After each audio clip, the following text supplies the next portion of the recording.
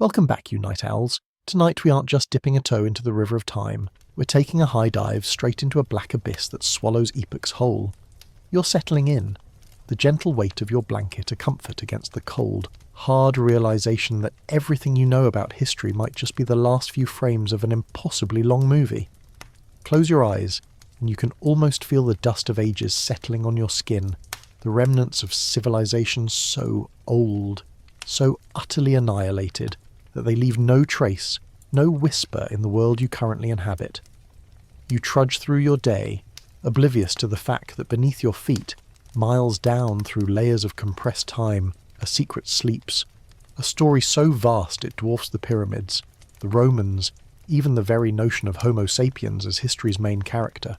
Imagine a world much like our own, bustling cities, complex machines, a mastery of physics you can only dream of, but populated by creatures who looked nothing like us, lived their lives, achieved their peak, and then vanished. Poof, gone without a trace you'd ever recognize. This is the Silurian hypothesis, a cheeky little thought experiment that asks the most destabilizing question of all. What if an advanced, non-human civilization existed on Earth millions of years before us, and what evidence would even be left? A humbling thought, isn't it? You might feel quite clever about your little smartphone, but you're only working with the scraps of an erased past. If that thought makes your palms a little sweaty, if it gives you that thrilling, slightly existential chill, good. Because here's your reality check. If they vanished without a trace, you probably won't survive this journey with your worldview intact. So before you get comfortable, take a moment to like the video and subscribe, but only if you genuinely enjoy what I do here.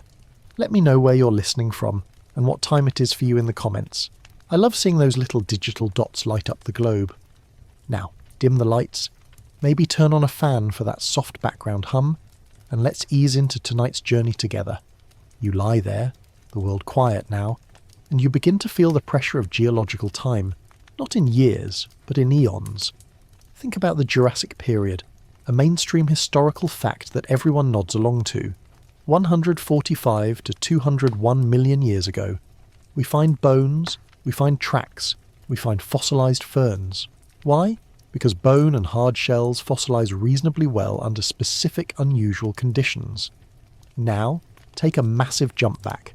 The Silurian period, which lends its name to this hypothesis, stretched from about 443 to 419 million years ago. But the hypothesis isn't strictly limited to that era. It's a blanket term for any deep time civilization. The core concept here, the insidious idea that keeps historians and astronomers up at night, is that if a species had our level of industrial capacity, or even far greater for, say, 100,000 years, and then went extinct, the chances of us finding any direct, undeniable evidence today are statistically microscopic. You're looking for a needle in a stack of 400-million-year-old hay that has been compressed, melted, reformed, and buried under entire continents. You start to visualize the process of erasure. Everything you build, your house, your car, the massive concrete structures that scrape the sky, it's all ephemeral on a geological scale. Iron rusts to dust in a few centuries.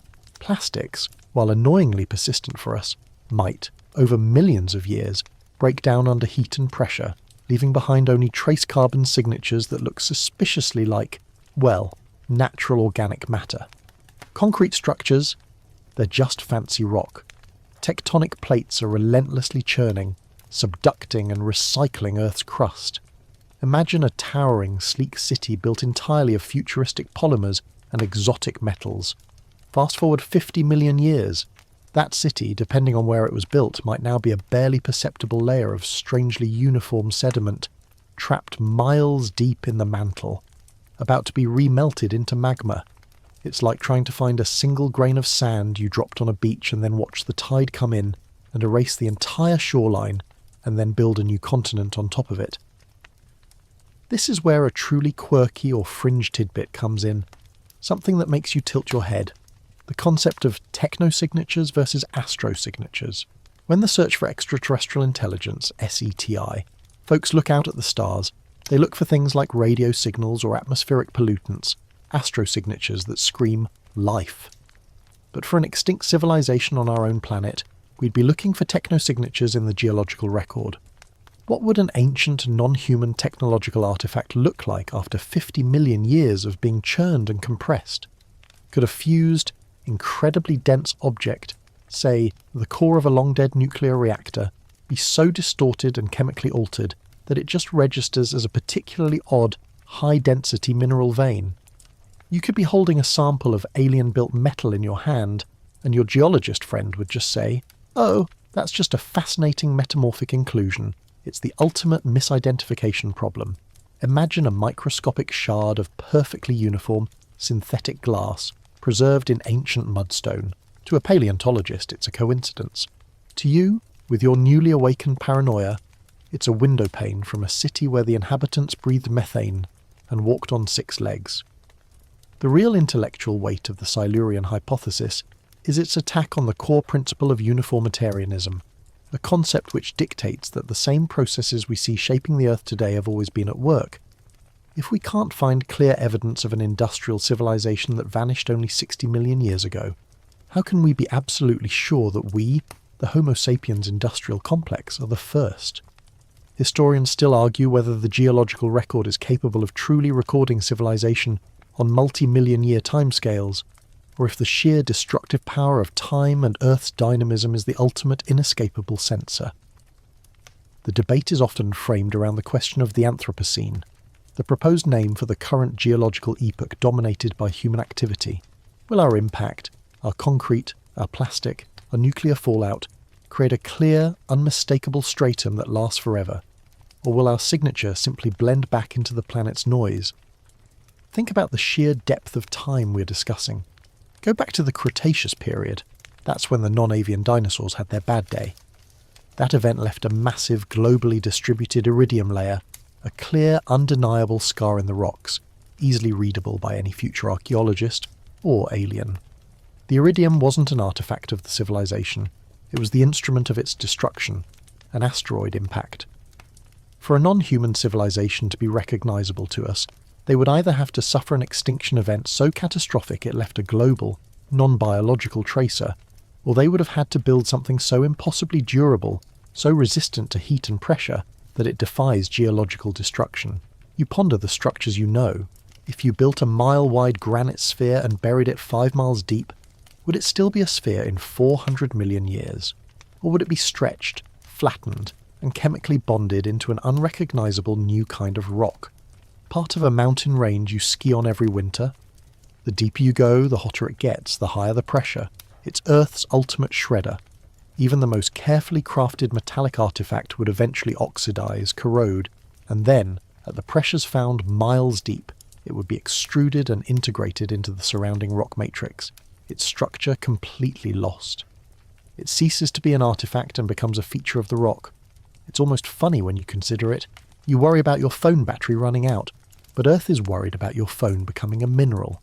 Imagine them, the precursors, a moniker we'll use for this forgotten race, building their colossal cities. They are not us. Maybe they are reptilian, maybe fungal, maybe a sentient silicon-based life form. They wouldn't build with timber and brick. Their materials would be adapted to their physiology and planet's composition. Perhaps they mastered nanotechnology to such a degree that their structures demanifested upon abandonment, turning back into inert dust or gases. It's an easy way to go green, really. Just set your civilization to self-compost upon the final power outage, the ultimate tidy-up. If they were that advanced, they might have erased their own footprints intentionally, perhaps knowing that the geological record is the only true tomb. We look for things like the waste products of their industry. Your modern industrial civilization has left behind a permanent record of lead, mercury, and most notably, carbon isotopes from burning fossil fuels, the famous Suez effect. If the precursors were also coal burners, they'd have a similar carbon spike in the ancient atmosphere, preserved in sedimentary rocks. But here's the rub. Earth's climate has cycled dramatically. Massive volcanic events like the Siberian Traps eruptions have released staggering amounts of carbon dioxide, causing natural catastrophic climate change multiple times. How do you distinguish between the carbon signature of a supervolcano and a pre-human traffic jam? It's the ultimate forensic challenge.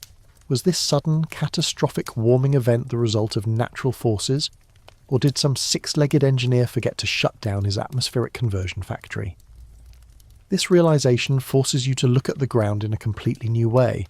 You're not walking on dirt and rocks, you're walking on billions of layers of discarded evidence. Every mountain range is a library where most of the pages have been shredded, burned, or fused into an unreadable mess. We're sifting through the remaining scraps, hoping one of them has the title page of the Precursor's history book.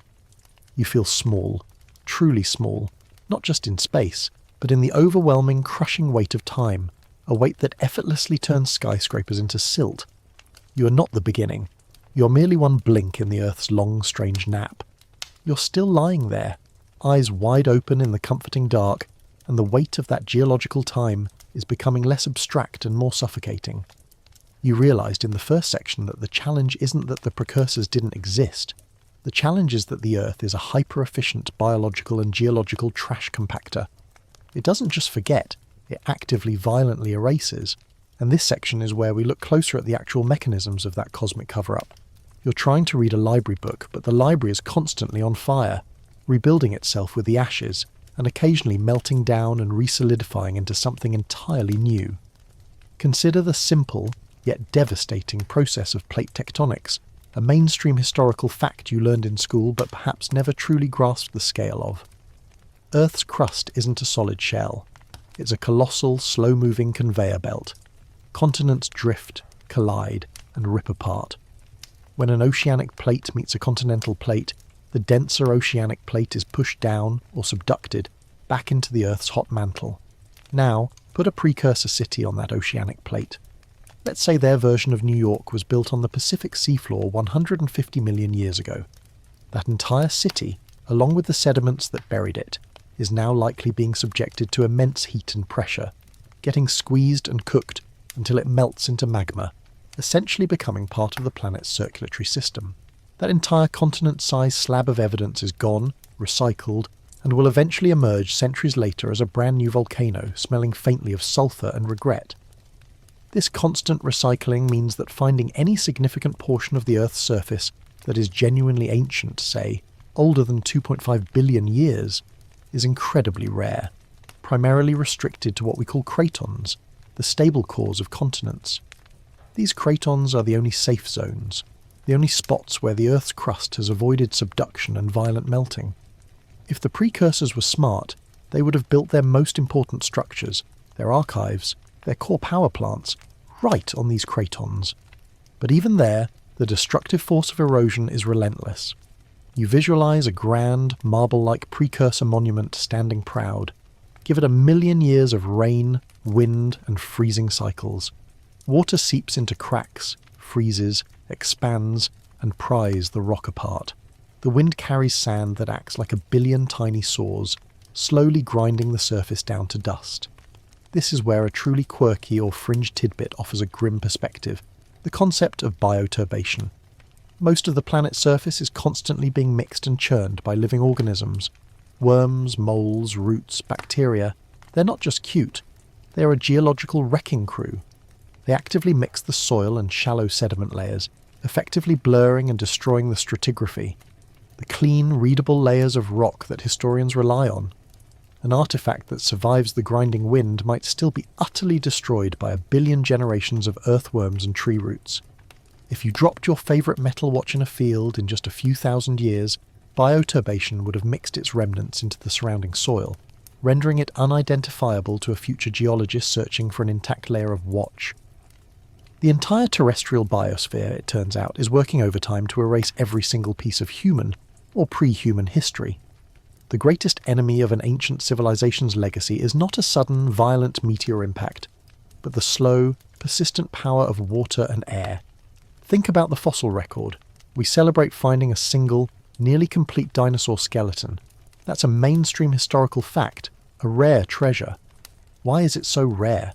Because for a creature to fossilize, it must be buried quickly and completely in oxygen-free anoxic sediment, usually at the bottom of a lake or ocean, before scavengers, bacteria and chemical decay can destroy it.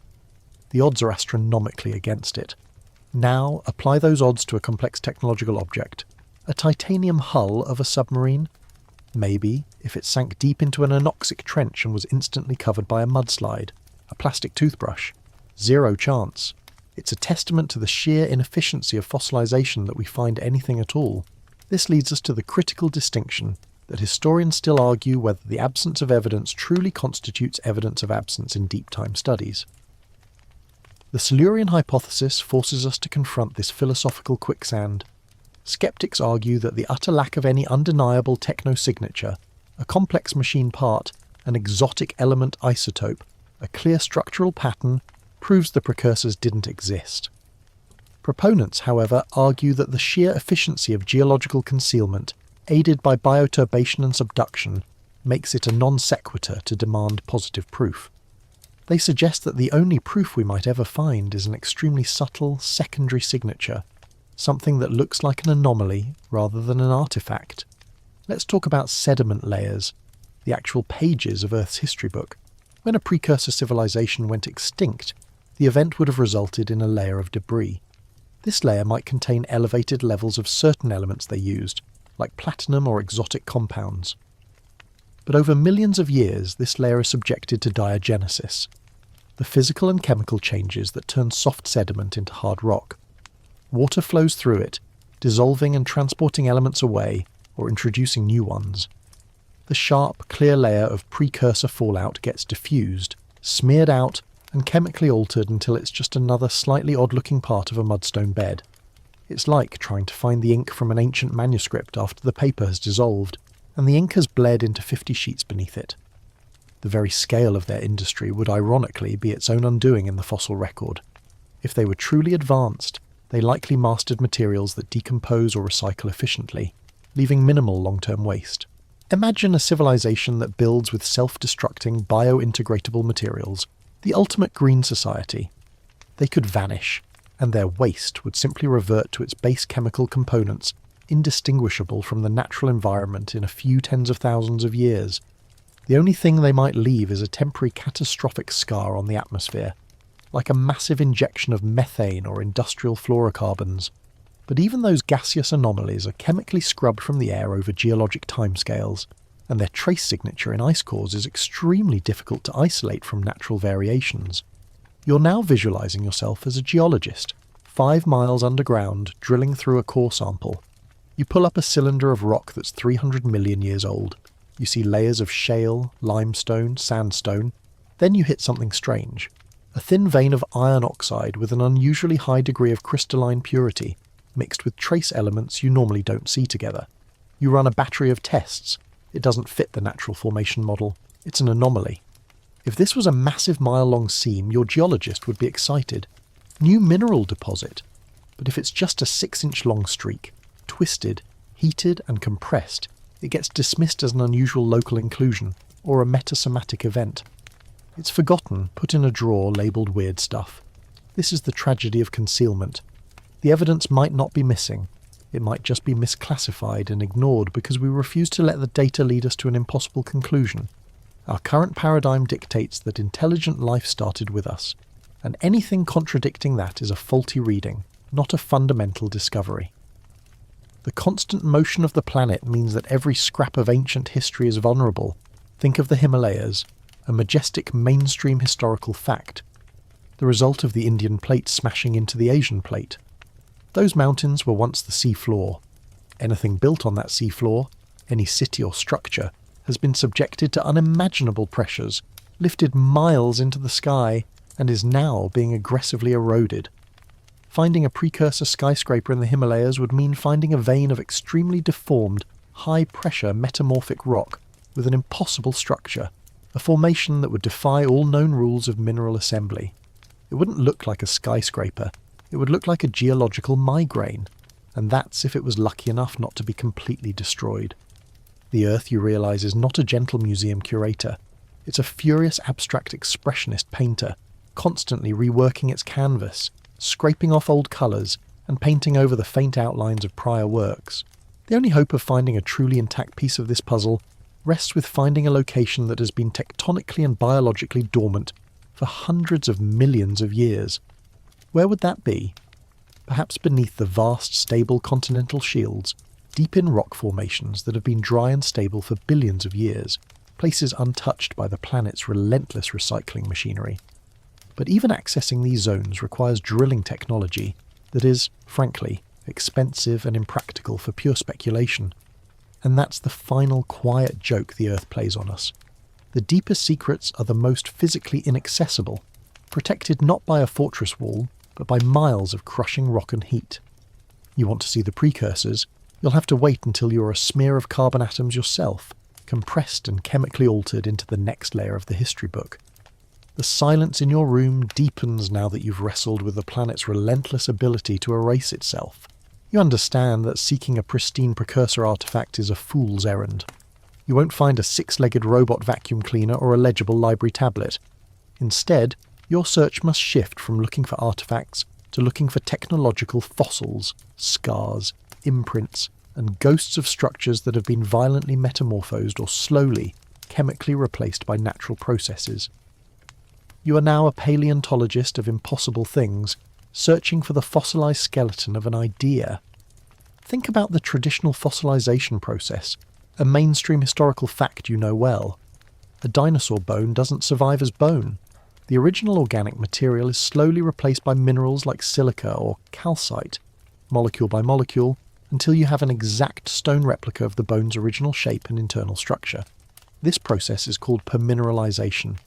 Now, apply that slow-motion petrification to a complex machine. Imagine a precursor device, a power source perhaps made of intricate uniform ceramic coils and exotic metals. Over hundreds of millions of years, water rich in dissolved minerals seeps through the coils. The ceramic slowly dissolves and is replaced by quartz.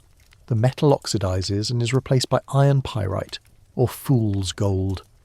The end result is a complex three-dimensional structure of stone and mineral that upon close examination displays geometric uniformity and precision that absolutely defy natural formation. This is the key to finding a technosignature in deep time. You're looking for evidence of non-random complexity. Natural processes, while capable of creating beautiful crystal formations or complex geological structures, rarely produce objects with perfectly parallel lines, precise right angles, or recurring mathematically defined curves that extend across large scales. A crystal is ordered, but its order is dictated by chemistry and temperature. A machine's order is dictated by an intelligent problem-solving mind. You can find a naturally occurring helix in DNA or a snail shell, but you won't find a naturally occurring perfect gear assembly, or a series of repeating mathematically precise vents in rock unless something put them there. Here is a truly quirky or fringe tidbit that flips your perspective. The concept of relict structures in metamorphic rock. You're looking at a slab of extremely old, heated and compressed gneiss. Most of it is swirling banded rock, the signature of intense pressure. But a small section, barely a foot across, exhibits a subtle, ghostly pattern. It's a recurring grid of tiny identical cubes, or perhaps an interlocking chain pattern, now replaced entirely by mica and garnet. The original material is gone, but the ghost of its engineered structure, its internal logic, remains, preserved by the replacement of minerals. The rock appears to have a memory. You chip away at it and find that the crystalline orientation of the minerals in the grid is subtly different from the surrounding rock, suggesting the original object had a thermal or chemical composition that altered the local geology before it was replaced. If you showed this to a standard geologist, they would likely classify it as a pseudomorph, a mineral that takes the shape of another mineral, but they wouldn't easily explain why the other mineral was manufactured with such non-natural perfection. This subtle uniformity is what separates a natural rock from a technological fossil. Consider the discovery of what look like metallic spheres or geometrically perfect stone objects found in ancient coal beds, which have historically been dismissed as natural concretions, minerals clumped together around a nucleus.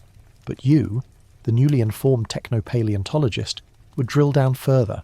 A natural concretion's internal structure is usually radial, chaotic or layered based on mineral diffusion. A manufactured sphere, however, might have a perfectly uniform internal density, perhaps a hollow core, or an internal geometric pattern that indicates it was designed to be a ball bearing or a pressure vessel.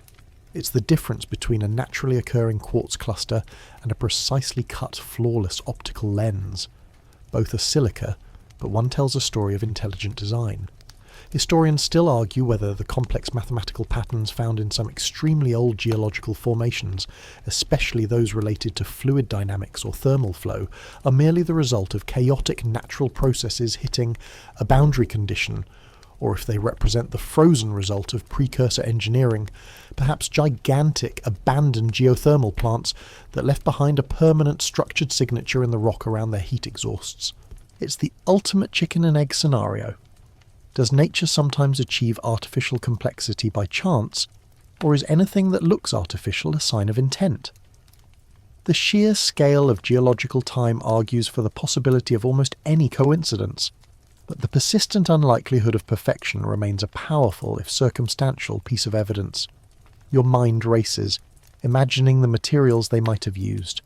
If they were a civilization that mastered extreme physics, their core technology might have been made of synthetic non-terrestrial elements, elements not found naturally in Earth's crust, or unique isotopes of common elements.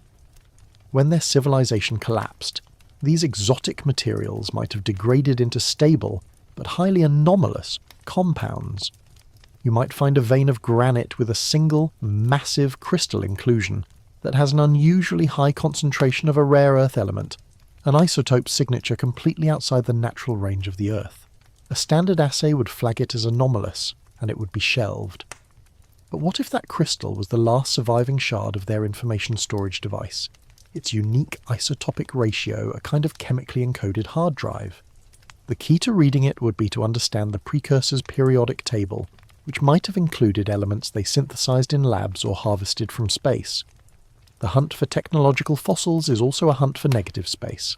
Sometimes, the most compelling evidence is not what is there, but what is missing or excluded. Imagine a mile-square area of ancient sedimentary rock that, unlike all the surrounding strata, contains absolutely no microfossils, no pollen, and no trace of biological activity, even though the conditions were perfect for life. This strange, sterile patch of rock might represent the foundation of a precursor megastructure that was so vast and so chemically inert, perhaps a colossal landing pad or a massive filtration basin, that it actively prevented biological infiltration for millions of years. When the structure finally eroded away, it left behind a vast, sterile geological blank slate, a tomb where the structure's shadow is the only thing left. Recall the difficulty of separating industrial carbon from volcanic carbon, the callback to the previous section. Now consider fossilized plastics. Modern plastic, as you know, is annoyingly durable, leading to our present plastic crisis. But over millions of years, even complex polymers degrade under heat and pressure. However, the chemical fingerprint of a polymer, the complex chains of carbon and hydrogen, is highly artificial. A fringe theory suggests looking for minute, highly regular spherules of preserved polymer structure encased in exceptionally stable mineral structures like zircon crystals. Zircon is one of the most durable substances on Earth, capable of surviving subduction and melting. If a polymer happened to get trapped in a forming zircon crystal 350 million years ago, it might be perfectly preserved, a tiny synthetic bubble in an almost indestructible glass. Finding a zircon crystal that contained not just a speck of ancient life, which is rare enough, but a speck of undeniably manufactured polymer would be the smoking gun, the ultimate techno-fossil.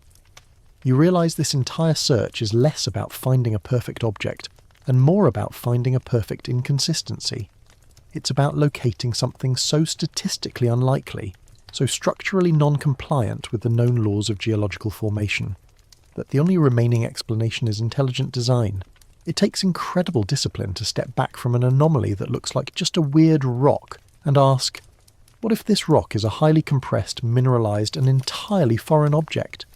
What if the repeating, mathematically defined fracture patterns in an ancient quarry are not the result of tectonic stress, but the stress marks left by an impossible machine that was once anchored there? The truth is, the Earth may be littered with these technological fossils, but we lack the intellectual paradigm to identify them. Our current instruments are programmed to detect known natural mineral patterns. When a drill core analysis comes back with an inexplicable, perfectly ordered molecular structure, the result is often dismissed as sensor error or sample contamination. The precursors, if they existed, wouldn't be leaving us easy clues. They would be leaving us complex riddles encoded in petrified mathematics. You must train your eye to see order within the chaos, to recognise the ghost of the machine inside the stone.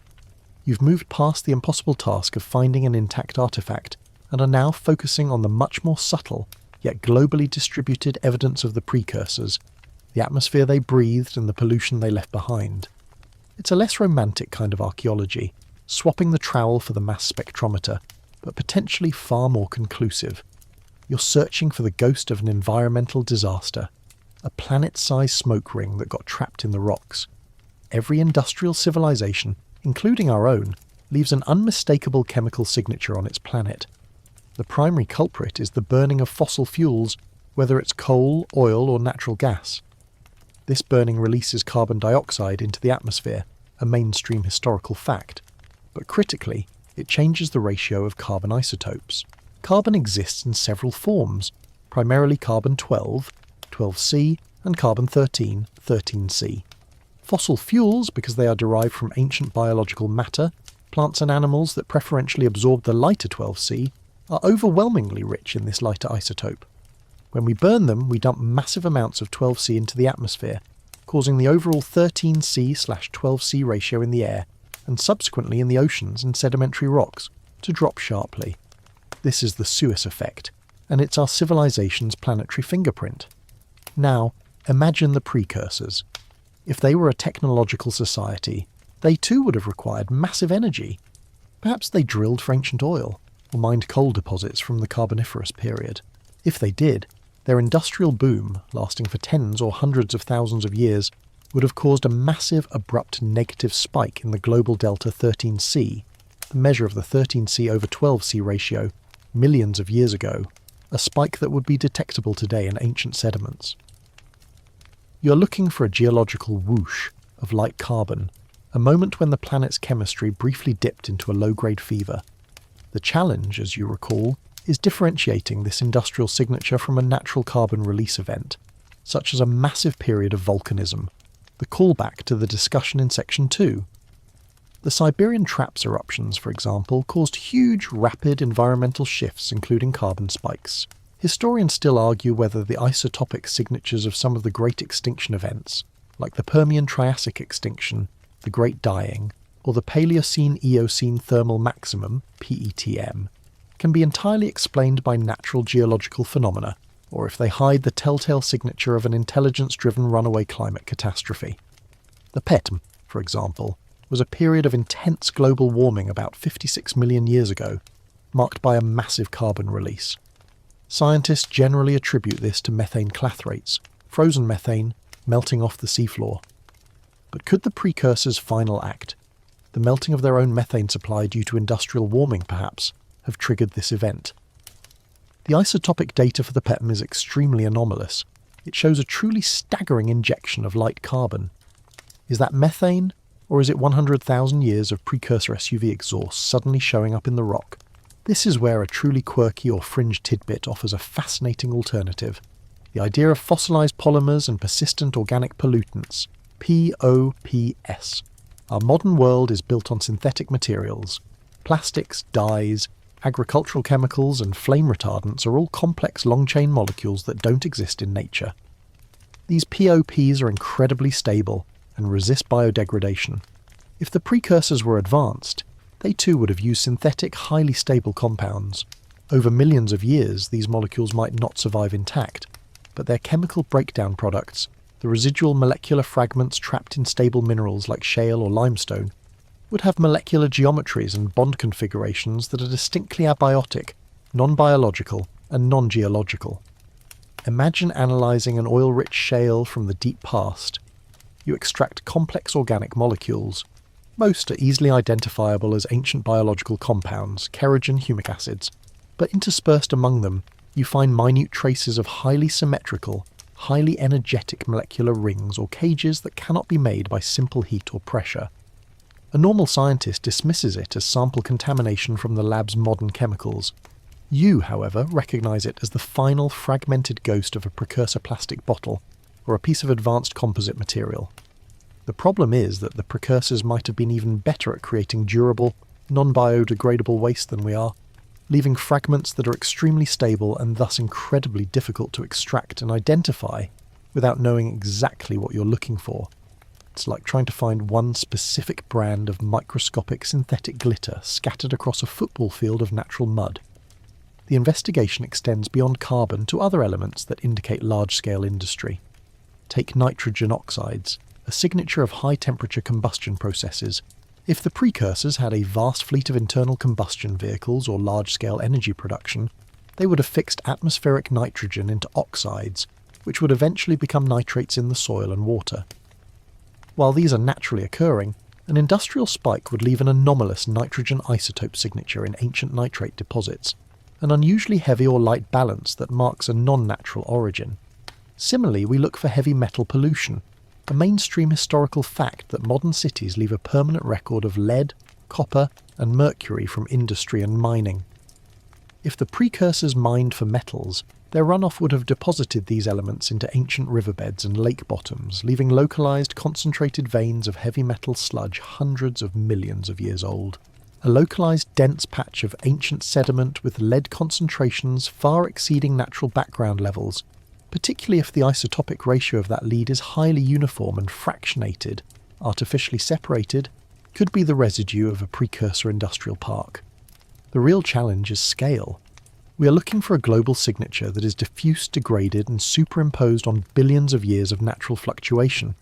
It's the equivalent of trying to hear a single, long-dead mosquito buzzing during a Category 5 hurricane. Yet, the evidence must be there, somewhere.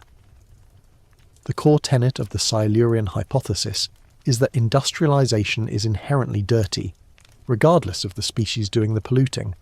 The hope lies in the geological equivalent of a time capsule, oil shale and coal beds. These ancient deposits are chemically stable and often preserve subtle organic and inorganic anomalies better than exposed surface rock. They are the darkest, most compressed pages of Earth's history. Finding an entirely synthetic, highly stable compound trapped within a 300-million-year-old piece of coal, a compound that can only be created with extreme high-pressure synthesis, would be the definitive proof. It's the fossil of a laboratory experiment, not the fossil of a creature. You are now a cosmic detective, squinting at the fine print of the planet's chemistry. You look at the deep, stable layers of ocean sediment, which are less affected by surface erosion, and try to visualize a pre-human society. Did they rely on fusion? Fission? If so, they would have left behind unique radionuclides, signature isotopes that decay in predictable ways. Finding a seam of ancient rock with an unusual concentration of plutonium-244, an isotope that rarely occurs naturally, or highly concentrated uranium-225/238 ratios could indicate a prehistoric nuclear industry or an advanced power source.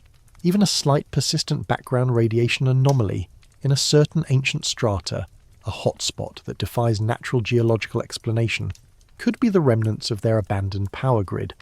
It's a sobering thought.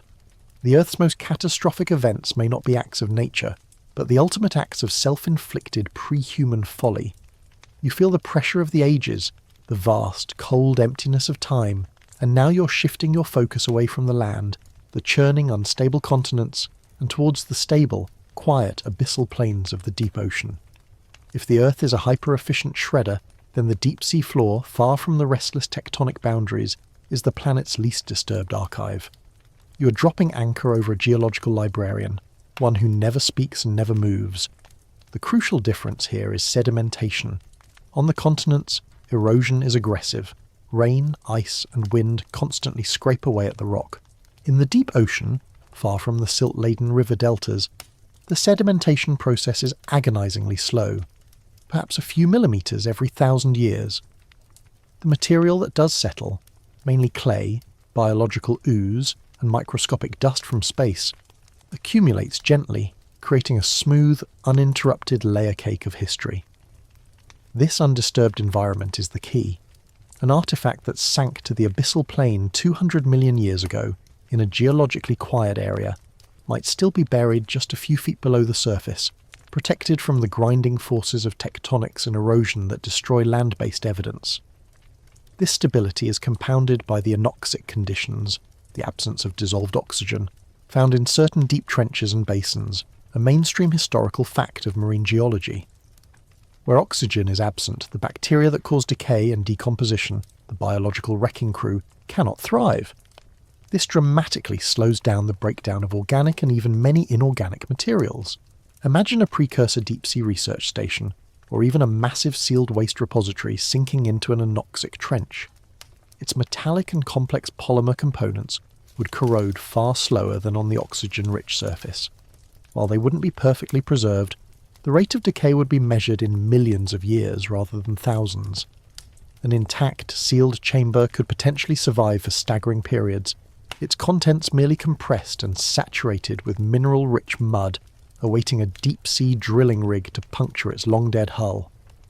This brings us to a quirky or fringe tidbit that relies on this deep-sea stability, the theory of fossilized power cables. An advanced global civilization would require global communication and power distribution. They wouldn't rely on fragile radio waves forever. They might have laid massive, durable power and data cables across the abyssal plains, perhaps made of exotic, dense alloys or super-hardened ceramic fibers. These cables, buried just a few feet deep in the ultra-fine clay, would be highly resistant to crushing, and their precise, straight and non-random paths would scream manufactured to any intelligent observer.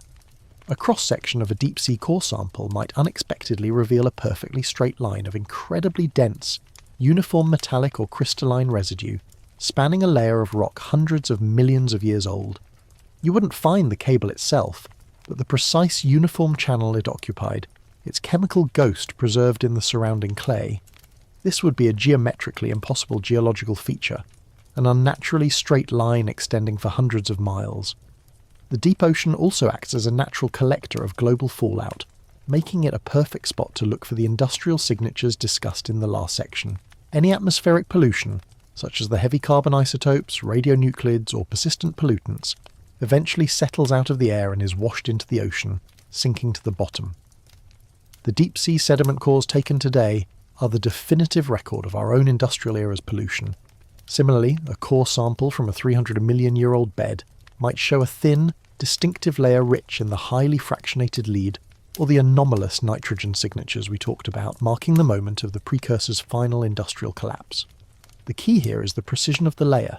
The deep ocean doesn't mix well, so the boundary between the natural layer and the polluted layer would be sharp, clear, and globally correlated, a definitive time marker. The search for precursor evidence in the deep ocean, however, presents a new set of logistical and philosophical problems. Historians still argue whether the extreme cost and complexity of deep-sea drilling and submersible exploration are justified for purely speculative archaeology, especially when we consider the millions of known, fascinating microbial and geological features yet to be fully explored in the deep. It's the ultimate resource allocation dilemma. Do we focus on the known, verifiable history and biology of the deep, or do we commit immense resources to chase the theoretical ghost of a forgotten civilization? The technology required to extract a core sample from 500 million years ago, miles beneath the water and miles below the seafloor, is already pushing the limits of modern engineering.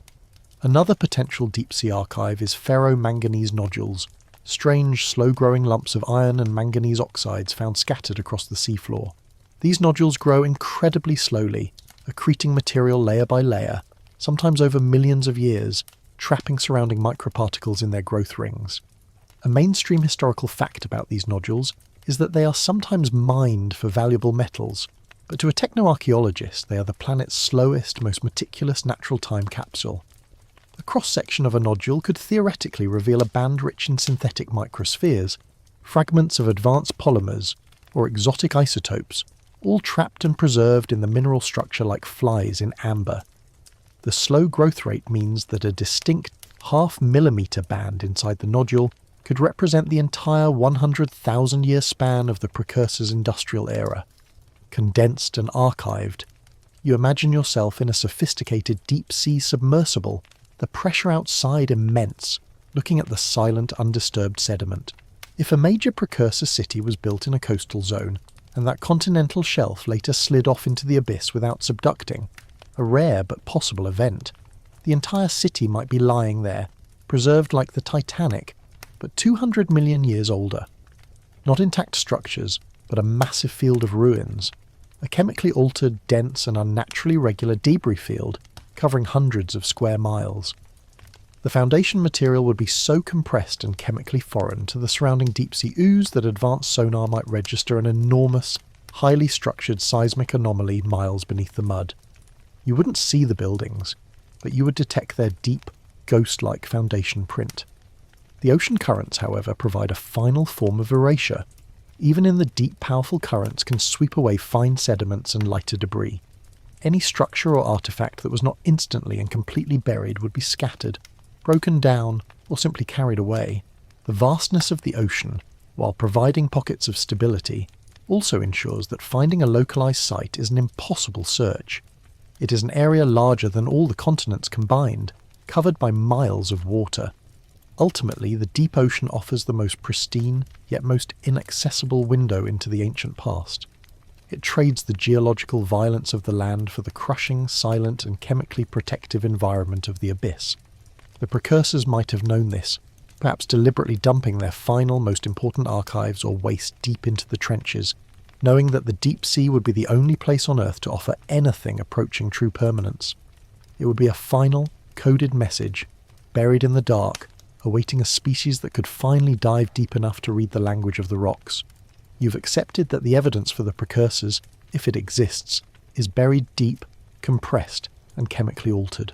Now you face a more existential question about them. Where did they come from?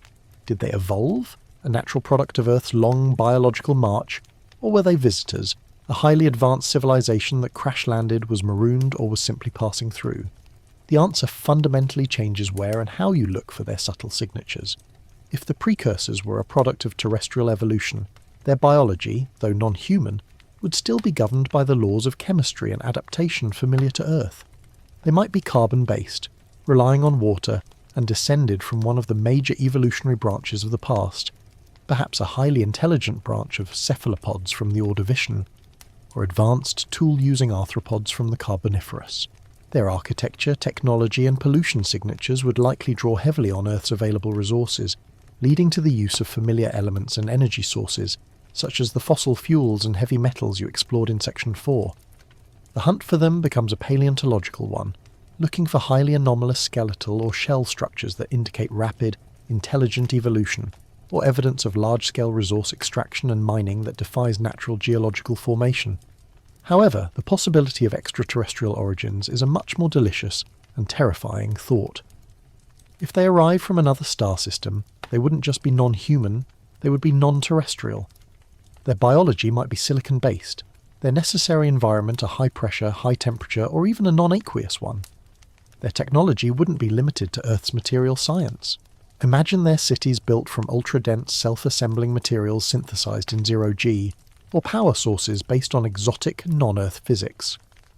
When they vanished, they wouldn't have just left pollution. They would have left behind exotic isotopes, elements not found in our solar system's natural mix, perhaps elements synthesized in supernova events that are only accessible to us through deep space travel. This is where a truly quirky or fringe tidbit comes into play, the idea of isotopic imbalance in ancient rock. A mainstream historical fact of planetary science is that the Earth, the Moon, and meteorites from our solar system have incredibly uniform isotopic ratios for many key elements, like oxygen and titanium. This uniformity suggests we all formed from the same primordial cloud of dust. If the precursors brought with them massive amounts of material from an extrasolar source, say building materials, tools, or even their own biological necessities, they would have slightly, but detectably, shifted the isotopic balance in a localized area where they settled. Finding an ancient rock formation, perhaps a dense mineral vein in a craton, with an oxygen-18 isotope ratio that is statistically anomalous, a minute fraction off the accepted Earth baseline, could be a ghost signature of alien cargo that was eventually dissolved and integrated into the planet's crust. It's an incredibly subtle difference, a whisper in the noise, but one that speaks volumes about their origin. If they were extraterrestrial, their reason for being here is also a vital clue. Were they explorers who left an automated beacon, colonists who built vast, protected habitats, or refugees fleeing an interstellar catastrophe? An abandoned automated beacon, for instance, might be made of incredibly durable materials designed to survive planetary evolution. We wouldn't find the machine itself, but perhaps its anchor point, a geometrically perfect, chemically inert structure deep within the Earth's mantle, designed to stabilise the device against plate tectonics, you'd be looking for a vast, high-density, impossibly symmetrical anomaly found only through ultra-deep seismic mapping. Historians still argue whether the existence of the Great Filter, the hypothesised barrier that prevents life from achieving widespread interstellar civilization, is something that lies ahead of humanity, a self-destruction event, or if it lies firmly in the past, the incredibly unlikely jump from single-celled to complex life. The precursor hypothesis, especially with an extraterrestrial twist, suggests a third, more chilling option. The Great Filter is a recurrent planetary cleansing mechanism that wipes out advanced civilizations every few 100 million years, regardless of where they came from. If the precursors were from space, it means even intergalactic travel doesn't grant immunity to the ultimate fate of industrial expansion on a finite planet. The search for the terrestrial precursors focuses on paleontology and geology. The search for the extraterrestrial ones focuses on chemical anomalies and non-standard physics. Their energy source, for example, might have relied on antimatter or exotic matter storage. When their power grid failed, the resulting annihilation event, while perhaps small on a planetary scale, might have left behind a highly localized signature of unusual gamma radiation, or an impossible fusion byproduct trapped in the rock, a fossilized microsingularity that eventually evaporated, leaving only a ghost of its incredible heat. A mainstream historical fact is that our Sun, like all stars, generates specific neutrino fluxes. A precursor civilization tapping into advanced particle physics might have created artificial neutrino signatures that briefly spiked in the deep past. While neutrinos don't leave a geological mark, the sheer energy release and material requirements for such a project would leave an industrial footprint in the local area that would look utterly alien to our current geological models. Imagine them, the spacefarers, settling on Earth 200 million years ago. They wouldn't have been worried about dinosaurs. They would have been worried about geological stability. Their habitats might have been designed to be tectonically resistant, burrowing deep into stable continental shields or anchoring themselves to the mantle itself. They wouldn't have built with bricks and mortar. They would have utilised force fields or exotic matter manipulation to create their environments. When these systems failed, the only thing left might be the residual gravitational or electromagnetic field effects that have subtly altered the local mineral structure over immense time, creating highly localised regions of impossibly high density or unique magnetic polarity, trapped deep within the Earth's crust, a vast metallic core hidden miles down that messes with the Earth's natural magnetic field. You realise that if they were from space, they might not have even noticed us, the early mammals scurrying around.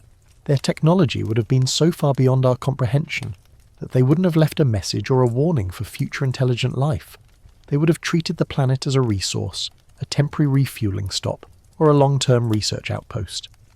Their artifacts, therefore, wouldn't be meant for us to find or understand.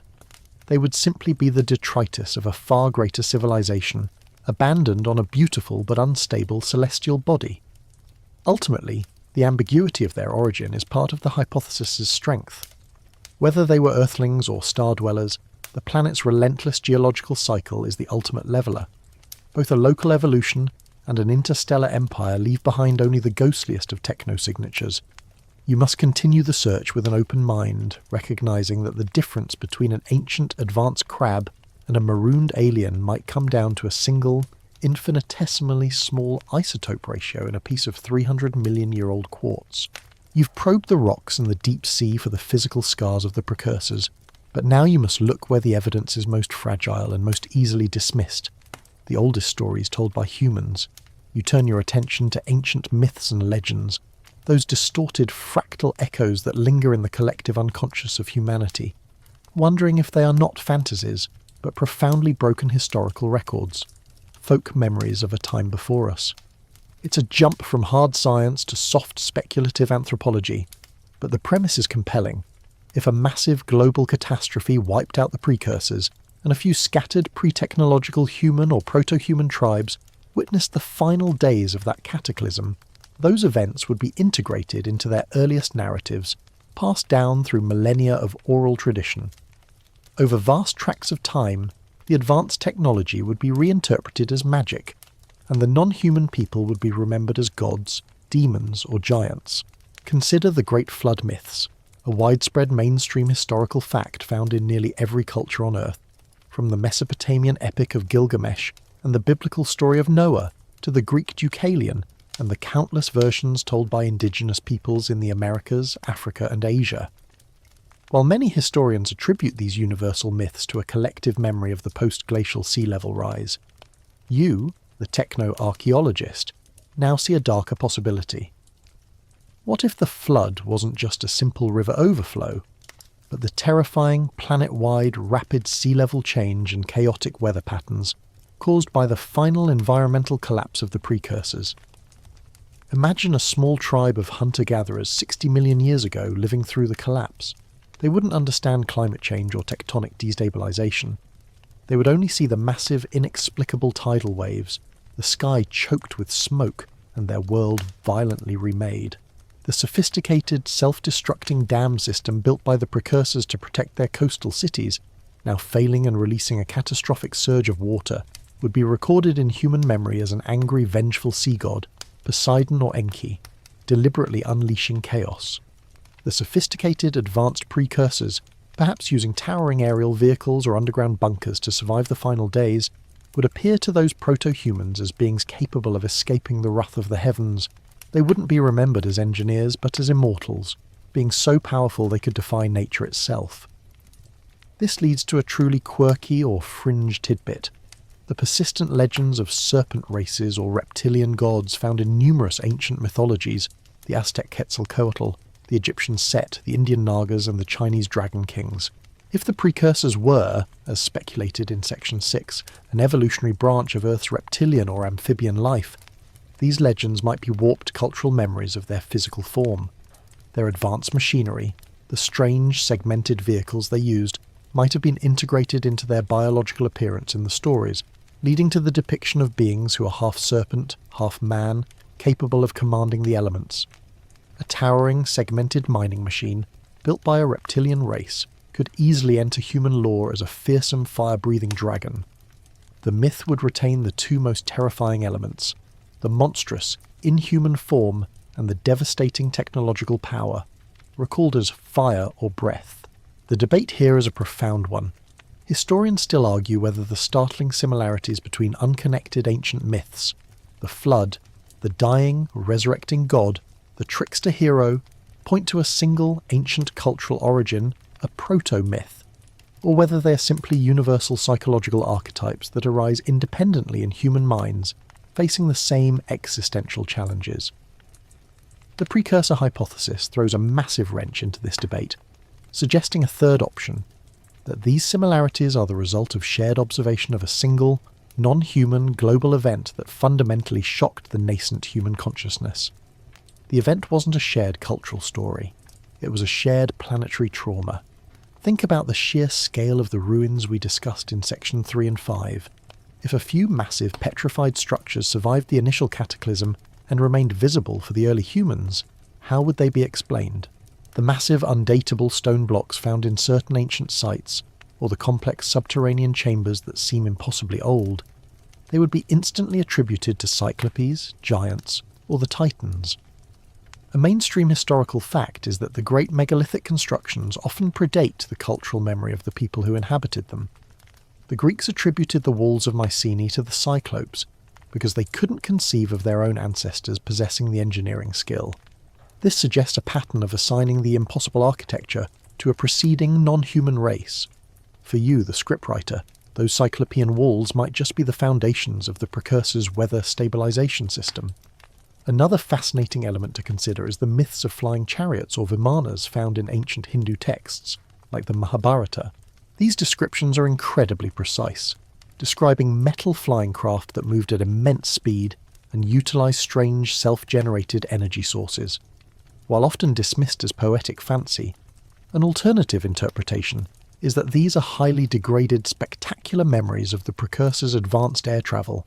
If the precursor's final act involved a massive exodus from the dying planet, perhaps a desperate flight to space or to another terrestrial sanctuary, the proto-humans who saw these towering, luminous crafts ascending would remember them as the chariots of the gods departing Earth forever, their final, magnificent technological display becoming the foundation of religious ascension narratives. The entire study of history, you realise, has been framed by the assumption that the past is a human story. The precursor hypothesis demands that we look at the margins, the myths of things too big, too powerful, or too old to be human, as potentially the most accurate historical accounts we possess of the deep past. When a myth describes a weapon that can turn a city to ash, or a voice that can command the sea, it's easier to assume it's hyperbole than to consider it a description of a technology we simply haven't reinvented yet. You close your eyes and focus on the image of a tribal elder, sitting by a fire thousands of years ago, trying to explain the unexplainable to his children. He doesn't say, a highly advanced, non-human industrial civilization experienced a runaway greenhouse effect and tectonic destabilization due to their heavy reliance on ancient carbon sources. He says, the great serpent beneath the mountains grew angry because the tall, cold people burned too much of the world, and he unleashed the waters to swallow their towers. That, you realise, is the only kind of history that can survive tens of millions of years. The one stripped bare of technical detail, charged with emotion, and mythologized into an eternal warning. The entire pantheon of ancient gods might just be the precursor's terrifying final PR stunt. You've traced the precursors from the deep carbon layers to the myths, and now you land squarely on the most tantalizing yet frustrating physical evidence that has perpetually vexed human history: megalithic structures and impossibly cut bedrock that defy human origin. You're not looking for the well-known monuments like Stonehenge or the Egyptian pyramids, mainstream historical facts that are securely dated within the human timeline. You're looking for the truly ancient, the undateable, the work of a preceding race that built on a scale that suggests mastery over gravity and geology itself. The focus here is on construction that is demonstrably older than the known human capacity for such feats, often found at the foundational level of much later, human-built structures. You're looking beneath the Romans, beneath the Incas, beneath the dynastic Egyptians, down to the bedrock cuttings that seem to have been carved by a giant, immensely precise scoop millions of years ago. Take, for instance, the sheer scale of the stone blocks used in some foundational layers. While it's a mainstream historical fact that the ancient Incas and pre-Incas managed to move massive stones for structures like Sacsayhuaman in Peru, you must look at the precision and scale of the blocks that form the base of some of these sites. The perfect polygonal cuts, the blocks interlocking so tightly a razor blade cannot fit between them, and the sheer weight of these stones, some estimated to be over 100 tons, are feats that modern engineering struggles to replicate, let alone with the simple tools attributed to early human civilizations. For the precursor hypothesis, these are not the final works of early humans. They are the repurposed, salvaged foundations of a much older, technologically superior civilization. The early humans found these pre-cut, indestructible walls and simply built their own temples on top of them, attributing the original, impossible work to gods or giants, the callback to the mythological discussion in Section 7. The most compelling evidence of non-human age lies not in the blocks themselves, but in the bedrock preparation. Imagine a massive construction project requiring a perfectly level, geometrically precise foundation cut directly into the planet's granite bedrock. You look at sites where massive chunks of the base rock have been carved out with complex non-random geometry, showing signs of tool use that involve immense heat or sonic vibration. Tool marks that look less like human chiselling and more like the smooth, melting action of an impossible machine. These are not simple quarry cuts. They are engineered, planar surfaces that span acres and are perfectly perpendicular to an archaic, non-standard measurement system. If these cuts were made 60 million years ago, the natural weathering of the stone should have rendered them rough, pitted, and uneven. Yet, they remain shockingly smooth. This is where a quirky or fringe tidbit offers a speculative mechanism, the idea of acoustic levitation or plasma cutters used by the precursors. If they mastered anti-gravity or used energy fields to move colossal stones, the movement wouldn't leave tool marks, but rather gravitational or energy scars on the local geology. Subtle, localized changes to the crystalline structure of the bedrock itself, detectable only through advanced geophysical sensing. Imagine a plasma cutter slicing through granite. The cut would be perfectly smooth, and the heat would cause the mineral structure of the granite near the cut to flash melt and recrystallize in an unnatural way. You wouldn't find a chisel mark, you'd find a thin, chemically and structurally anomalous seam of superheated, instantly cooled material running along the perfect edge of the cut. This scar is the fossilised evidence of an impossible tool. The greatest mystery lies in submerged megalithic structures. A mainstream historical fact is that sea levels have fluctuated dramatically throughout Earth's history, meaning human settlements can be found on submerged continental shelves. But certain submerged ruins, such as the mysterious Yonaguni monument off the coast of Japan, exhibit impossibly geometric features, terraces, perpendicular edges and sharp corners, at depths that would require them to have been constructed during a period when human civilization was technologically primitive, or perhaps 10,000 years ago, which is still too old for such advanced masonry. The precursor hypothesis suggests these are not human coastal cities that drowned. They are the ancient drowned bases or submerged quarries of the precursors, built perhaps 50 million years ago, and their features have simply survived the gentle deep-sea erosion due to the incredible durability of the materials and the low-energy environment. A callback to the deep-sea discussion in Section 5. The survival of these cuts and blocks, despite millions of years of geological stress, thermal expansion and seismic activity, is the ultimate enigma. Historians still argue whether the exceptional quality of some ancient stone construction is proof of a lost human technological golden age, the Atlantean hypothesis, for instance, or simply an underestimation of early human ingenuity and dedication.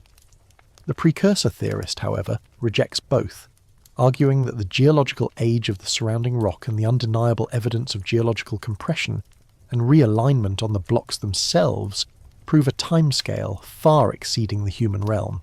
If you find a massive block with a perfectly cut geometric hole in it, but the entire block, including the hole, is now chemically and structurally one with the bedrock, you're looking at a technological fossil that has undergone the violence of a planetary compression event. You start to imagine the precursor's building material. It wouldn't just be granite, it would be synthetic, ultra-dense, self-healing composites that were far more durable than anything we manufacture today.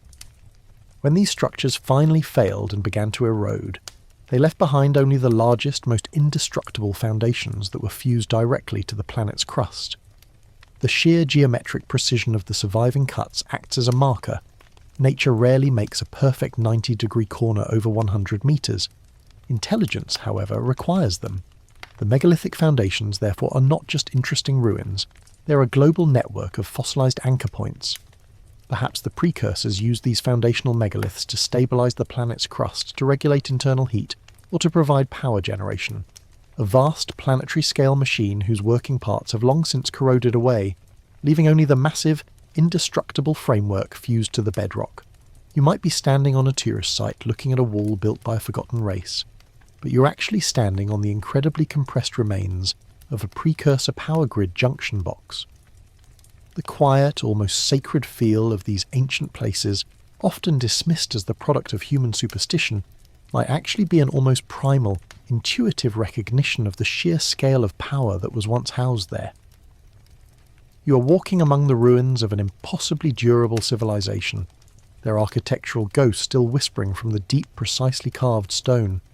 The earth has done its best to erase them, but their foundations were simply too stubborn to disappear entirely. You've traversed the deep ocean and the bedrock foundations, searching for the solid remnants of the precursors. Now you must turn your gaze to the sky's archive, preserved in the frozen heart of the planet.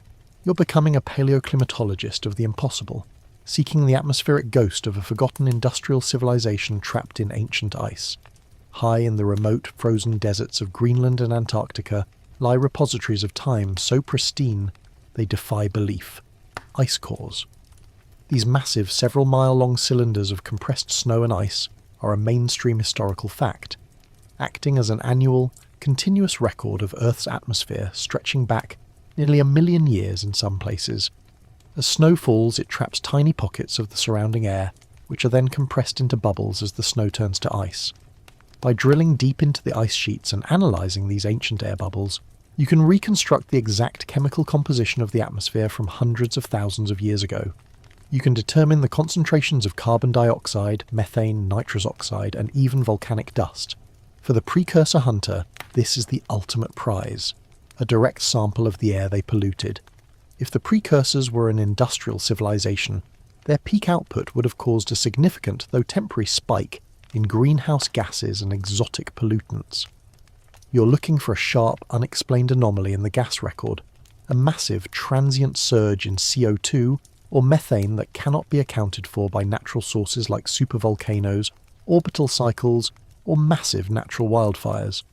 This is where the detective work becomes incredibly subtle. Recall the difficulty of separating industrial carbon from volcanic carbon, the callback to the discussion in Section 4. The ice cores provide a way to differentiate.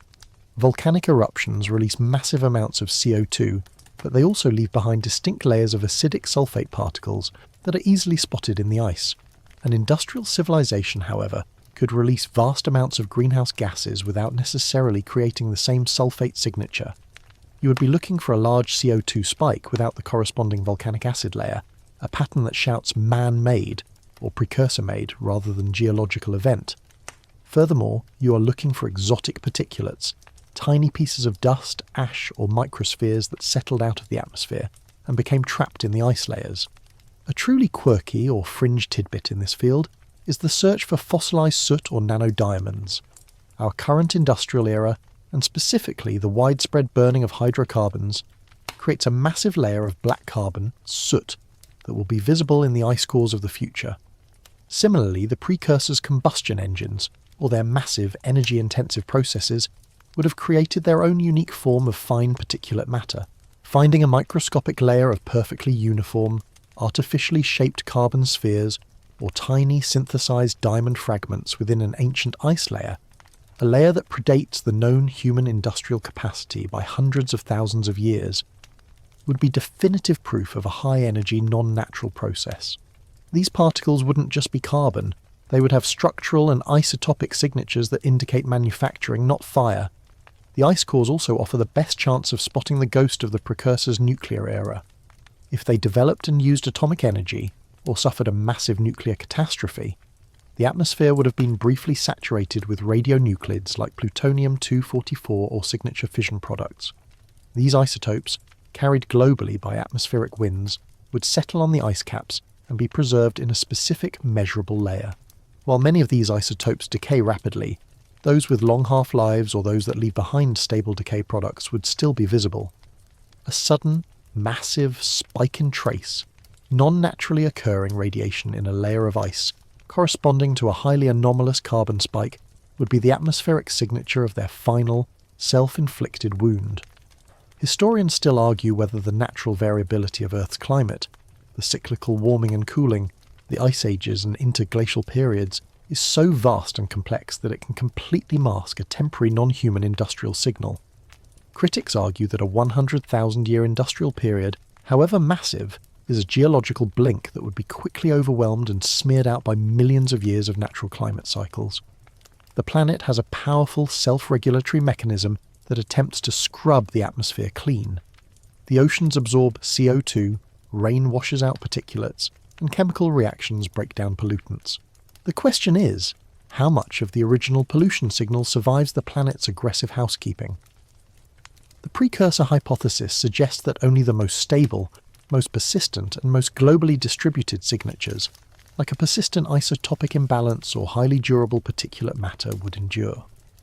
You realise that your target is likely not in the very oldest ice cores, which only reach about 800,000 years, but in the theoretical deep-time ice cores that might be found in extremely stable, high-altitude locations that have been continuously frozen for millions of years.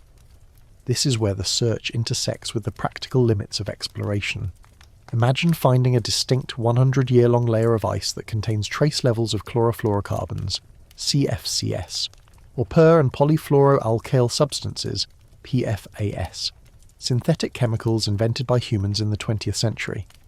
If these were discovered in ice dated to 5 million years ago, it would be an undeniable, catastrophic proof of the precursors. These chemicals are utterly synthetic. They do not occur in nature, and their discovery would instantly eliminate all arguments about coincidence or misidentification. They are the ultimate non-biological, non-geological fingerprints of an advanced chemical industry. The quiet drama of the ice core archive lies in its potential for utter clarity. Unlike the crushed and fused rock remnants, The air bubbles are time capsules of the exact gas mixture from a moment millions of years ago. You're not looking for a fossil, you're looking for a perfect chemical snapshot. The anomaly, if it exists, won't be a vague shadow. It will be a precise data point, a numerical value for a pollutant that should not exist at that time. The thought is simultaneously exciting and deeply sobering. The Earth keeps a perfect record of its inhabitants' folly. The precursors, whatever they were, could not hide their consumption and waste from the cold, slow, meticulous archive of the poles. They are still talking to us, not through a myth or a stone, but through a tiny bubble of their own smog trapped in ancient ice, warning us about the inevitable fate of an unrestrained industrial civilization. You've analysed the scars on the surface, the whispers in the myths, and the frozen breath of their pollution. Now you must consider the final, most desperate action of the precursors, a calculated retreat. If they foresaw their civilization's collapse, or the planet's self-cleansing mechanism, their final act wouldn't have been a dramatic disappearance, but a meticulous, deep burial of their most crucial data and their final sanctuary. You're now looking for the ultimate hidden archive, a deep Earth data core that might still be functioning. The logic of retreating underground or underwater is simple survival strategy. On the surface, you are subject to rapid erosion, climate catastrophe, asteroid impacts, and the relentless churning of the biosphere. But deep within the stable continental cratons, those ancient resilient cores of rock that have avoided tectonic violence for billions of years, or miles beneath the deep ocean floor, the environment is thermally stable, geologically quiet, and immensely protected. A civilization with advanced tunneling or material science capabilities could easily construct enormous, self-sustaining subterranean or submarine bases designed to last for tens of millions of years. Imagine the precursors, utilizing a mainstream historical fact of modern engineering, directional drilling and geothermal power, but scaled up to an incomprehensible degree. They bore down miles into the lithosphere, creating vast titanium-reinforced caverns. Their final, most critical creation would be their data core, a repository of their history, science, and perhaps even their digital consciousness, encased in an impossibly durable shell of synthesized, ultra-dense, non-corrosive matter. This core would be designed to resist heat, pressure, seismic events, and chemical decay for eons. It's the ultimate time capsule, waiting for the geological turbulence to pass. The challenge for you is finding it. It wouldn't be near the surface. It would be strategically placed at a depth where the host rock is least likely to subduct or metamorphose, perhaps 5 to 10 miles down. You wouldn't find this with a shovel. You'd need advanced seismic tomography, a technique usually used to map oil and gas reserves. You'd be looking for a vast, highly symmetrical density anomaly, a large, perfectly non-random geometrical shape miles beneath the surface, a colossal cube or sphere of impossibly high density that absorbs and reflects seismic waves in a pattern that defies known geology. It would be a feature that shouts manufactured, not through its shape, but through its uniformity and placement. This ties into a quirky or fringe tidbit of geophysics, the idea of induced magnetic anomalies. An advanced civilization might have used massive superconducting rings for energy generation or stabilization, perhaps to create a localized environment that shielded them from the mantle's heat. Even if the superconductors degraded millions of years ago, the sheer presence of vast quantities of rare, magnetic materials, like refined nickel or iron, in a highly organized structure would leave a permanent local magnetic field distortion in the bedrock, a ghost magnet. Modern geological surveys sometimes find strange, localized magnetic spikes that are currently dismissed as unknown mineral veins or local field perturbations. For the precursor hunter, these are the geographic markers of their buried bases. A highly localized circular magnetic anomaly miles deep is not a mineral deposit. It's the footprint of a precursor's power station. The final function of these deep cores would be their potential to harbour survivors, a callback to the speculation we'll explore later in Section 18. If the precursors were a non-biological intelligence, silicon-based, or perhaps a digital collective, their survival would be a matter of hardware maintenance, not food and water. They could have sealed themselves in stasis, perhaps in liquid helium-cooled data vaults, running on geothermal or nuclear energy, waiting for the planet to heal. The data core in this scenario is not just an archive, it's a cryogenic mausoleum. Historians still argue whether humanity will ever develop the technology required to drill and explore deep Earth anomalies, making the search for precursor bases a question of our own future scientific capability, not just their past existence. Drilling miles into the planet's crust is immensely difficult and costly, fraught with high pressure and heat. If the precursor's final act was to simply retreat beyond our current technological reach, then their survival, or the preservation of their history, is entirely dependent on our own future advancements. They may be waiting for a species capable of reading their final message. Think about the material science required. If the core itself is designed to survive tectonic compression, it would need to be made of something that resists the chemical and physical changes of metamorphism. This requires materials far stronger than steel or titanium, perhaps materials based on metallic hydrogen, or synthetically produced, ultra-dense carbon structures that simply cannot be deformed or melted by Earth's internal pressures. When we finally drill into one of these structures, the material we find won't just be an odd rock, it will be a material that instantly revolutionizes our understanding of physics, something that makes our strongest alloys look like cardboard. The very discovery of such an indestructible substance, miles underground, would be the proof. The Deep Earth Archive offers the potential for intact records. Unlike the surface evidence that is always degraded, a sealed, pressurized and thermally stable underground vault could preserve data in a format we might recognize.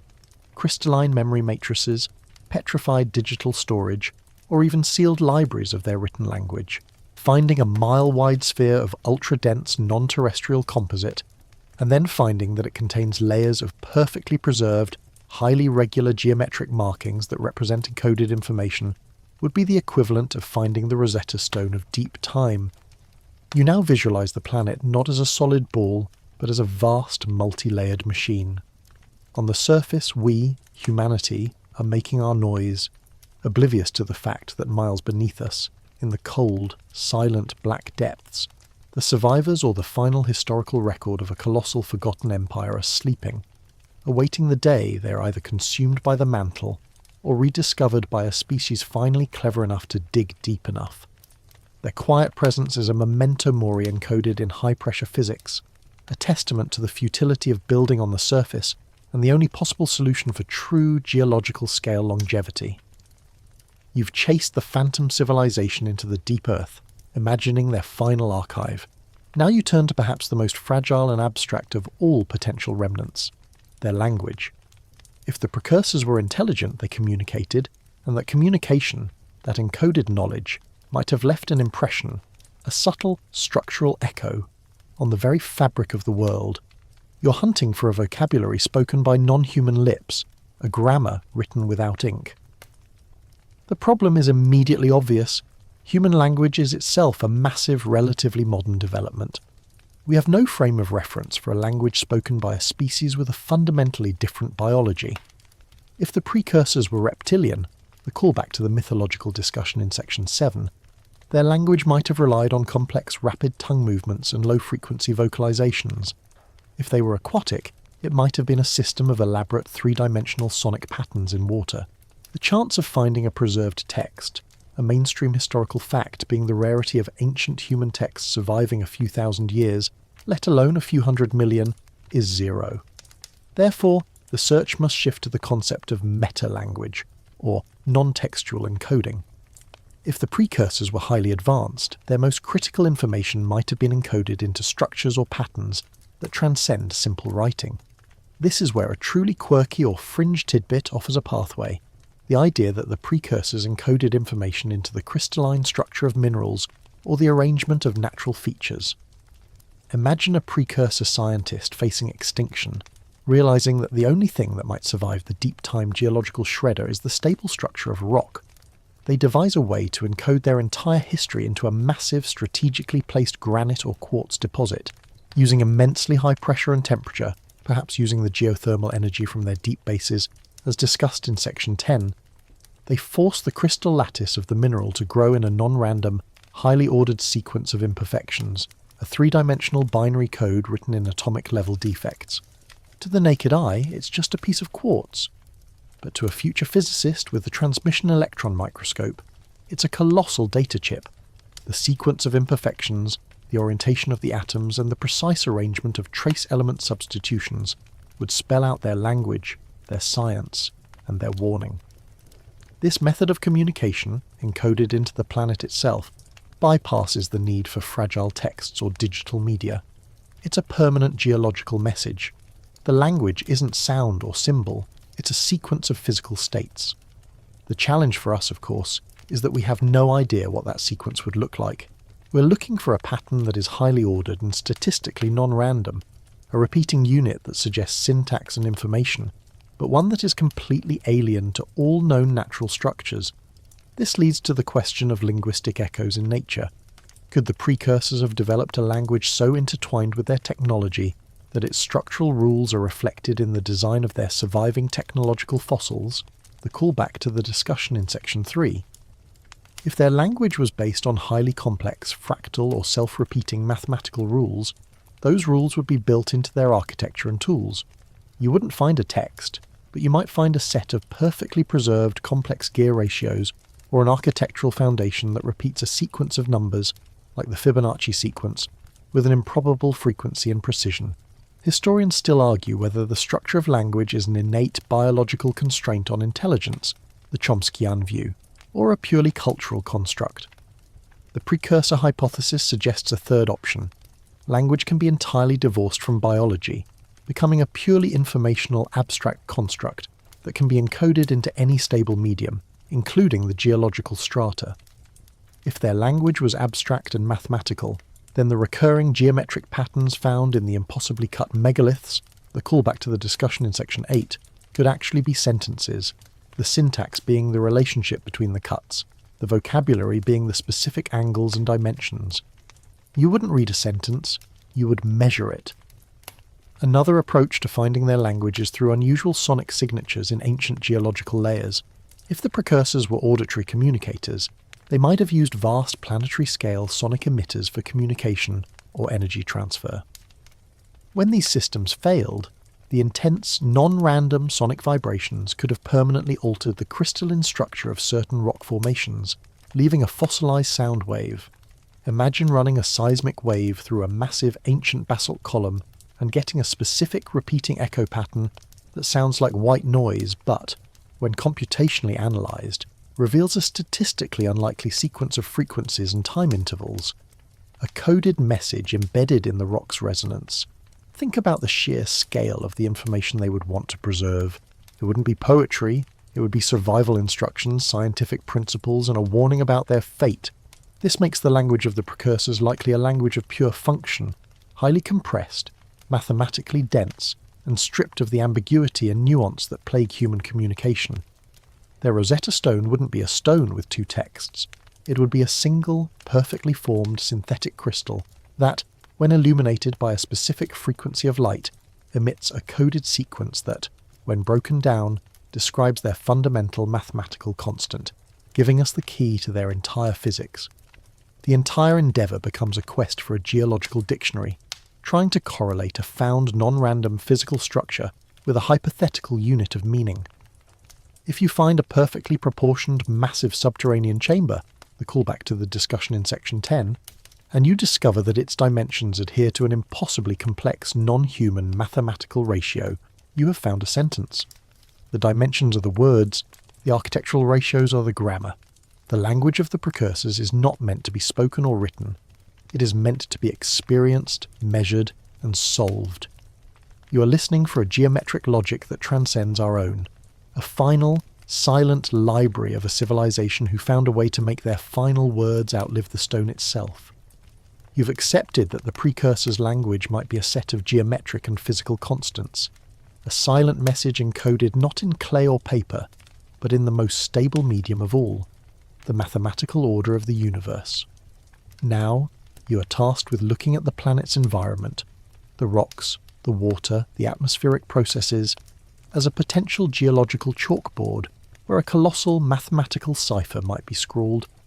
The core idea here is that a truly advanced civilization might leave its most enduring signature by subtly or even massively engineering the environment to reflect their fundamental scientific understanding. This is a step beyond finding a technological fossil. You're looking for a fossilized equation. Consider the golden ratio, phi, or 1.618, a mainstream historical fact celebrated for its appearance in everything from the spirals of the nautilus shell to the branching patterns of trees. While many natural formations approximate this ratio, it arises from simple growth mechanics. For the precursor hunter, you're looking for an improbable occurrence of a different, non-biological mathematical constant, or the presence of the golden ratio in a context where it absolutely should not appear, and with a precision that defies natural coincidence. Imagine finding an incredibly ancient, geographically vast network of underground tunnels or water channels, the callback to the deep earth discussion in section 10. Upon mapping this network with ultra-precise sensors, you discover that the distances between key junction points, the diameters of the pipes, and the angles of the turns are all based on a precise non-random series of prime numbers or a complex repeating mathematical series, a kind of geological circuit board built on prime number ratios. Nature does not construct infrastructure based on prime numbers. Intelligence does. This would be a mathematical footprint, a vast hidden testament to the precursor's engineering, where the geometry is the encoded information. The very plumbing of the planet becomes a secret archive. This concept leads to a truly quirky or fringe tidbit known as cosmic hieroglyphics. The notion that certain natural anomalies might actually be attempts by a preceding civilization to stabilize the environment using principles that reflect deep cosmic constants. For example, if the precursors understood the fundamental constants governing the universe, like the fine structure constant or the ratio of the electron mass to the proton mass, to an extreme degree, they might have built colossal planetary-scale devices designed to maintain the stability of Earth's magnetic field or rotation. These devices, long gone, might have permanently altered the local gravity or electromagnetic fields, creating areas where geological processes themselves adhere to mathematically impossible symmetries. Imagine a vast 300-million-year-old lava flow that, instead of cooling into chaotic rock, cooled into a highly ordered, geometrically precise pattern, a fractal structure with a depth of order that requires immense, instantaneous, artificial cooling and manipulation of the magma's viscosity. This fossilized geometry would be an encoded message about the physics they mastered. The question of whether mathematical constants can be embedded into the environment is complex. Historians still argue whether humanity will eventually discover physical constants that are currently unknown, or if our current set of constants is nearly complete. The precursor hypothesis suggests that their mathematical footprint might be encoded in an undiscovered constant that governs the interaction of matter at extreme pressures and temperatures, a constant that would only be revealed when we study their surviving, ultra-dense materials. Finding a piece of synthetic precursor material, a callback to the technofossils in section 3, whose density, tensile strength, and superconductivity all relate to a single, non-integer, recurring number that holds no known significance in human physics, would be the definitive Rosetta Stone. The object wouldn't just be an artifact, it would be a mathematical theorem in solid form. Another subtle method of encoding their presence would be through isotopic ratios. We've discussed the pollution of their industry, but a mathematical footprint might be more precise. By using centrifuges or advanced particle accelerators, technology that would leave its own ghostly industrial signature, the precursors could have separated and then precisely mixed specific, stable isotopes of common elements like iron or silicon in a manner that created a statistically non-random ratio throughout a massive deposit. For example, creating a vast mile-deep vein of silicon that has an psi-28 to psi-29 ratio of precisely pi, or 3.14159, to an improbable number of decimal places, and then watching that vein slowly integrate into the crust. This would be a stable, mathematically explicit message that would survive melting and reformation, a geological signature that screams intelligence at a level far beyond simple architecture. The search for these mathematical footprints requires a complete rethinking of what constitutes a geological anomaly. We are trained to look for patterns of heat, pressure, and chemical equilibrium. The precursor search demands we look for patterns of intent, signatures that adhere not to the laws of chemistry and physics alone, but to the self-imposed, rational and abstract laws of mathematics. It means looking at the world's most mysterious and seemingly chaotic natural features and asking, what if that is not chaos? What if that colossal, non-linear pattern in the deep ocean floor, a callback to the deep sea discussion in Section 5, currently explained away as a pressure vortex, is actually a massive Fourier-transformed image of a precursor scientific paper. The sheer scale of the Earth allows for the possibility of environmental engineering so vast that it would appear to us as a natural wonder, when in fact it is a testament to impossible calculation. You realise the profound implication. If the precursors were advanced enough to encode their knowledge into the planet's mathematics, then their message is everywhere. Every grain of sand, every mountain peak, every drop of water could contain a subtle, numerical clue.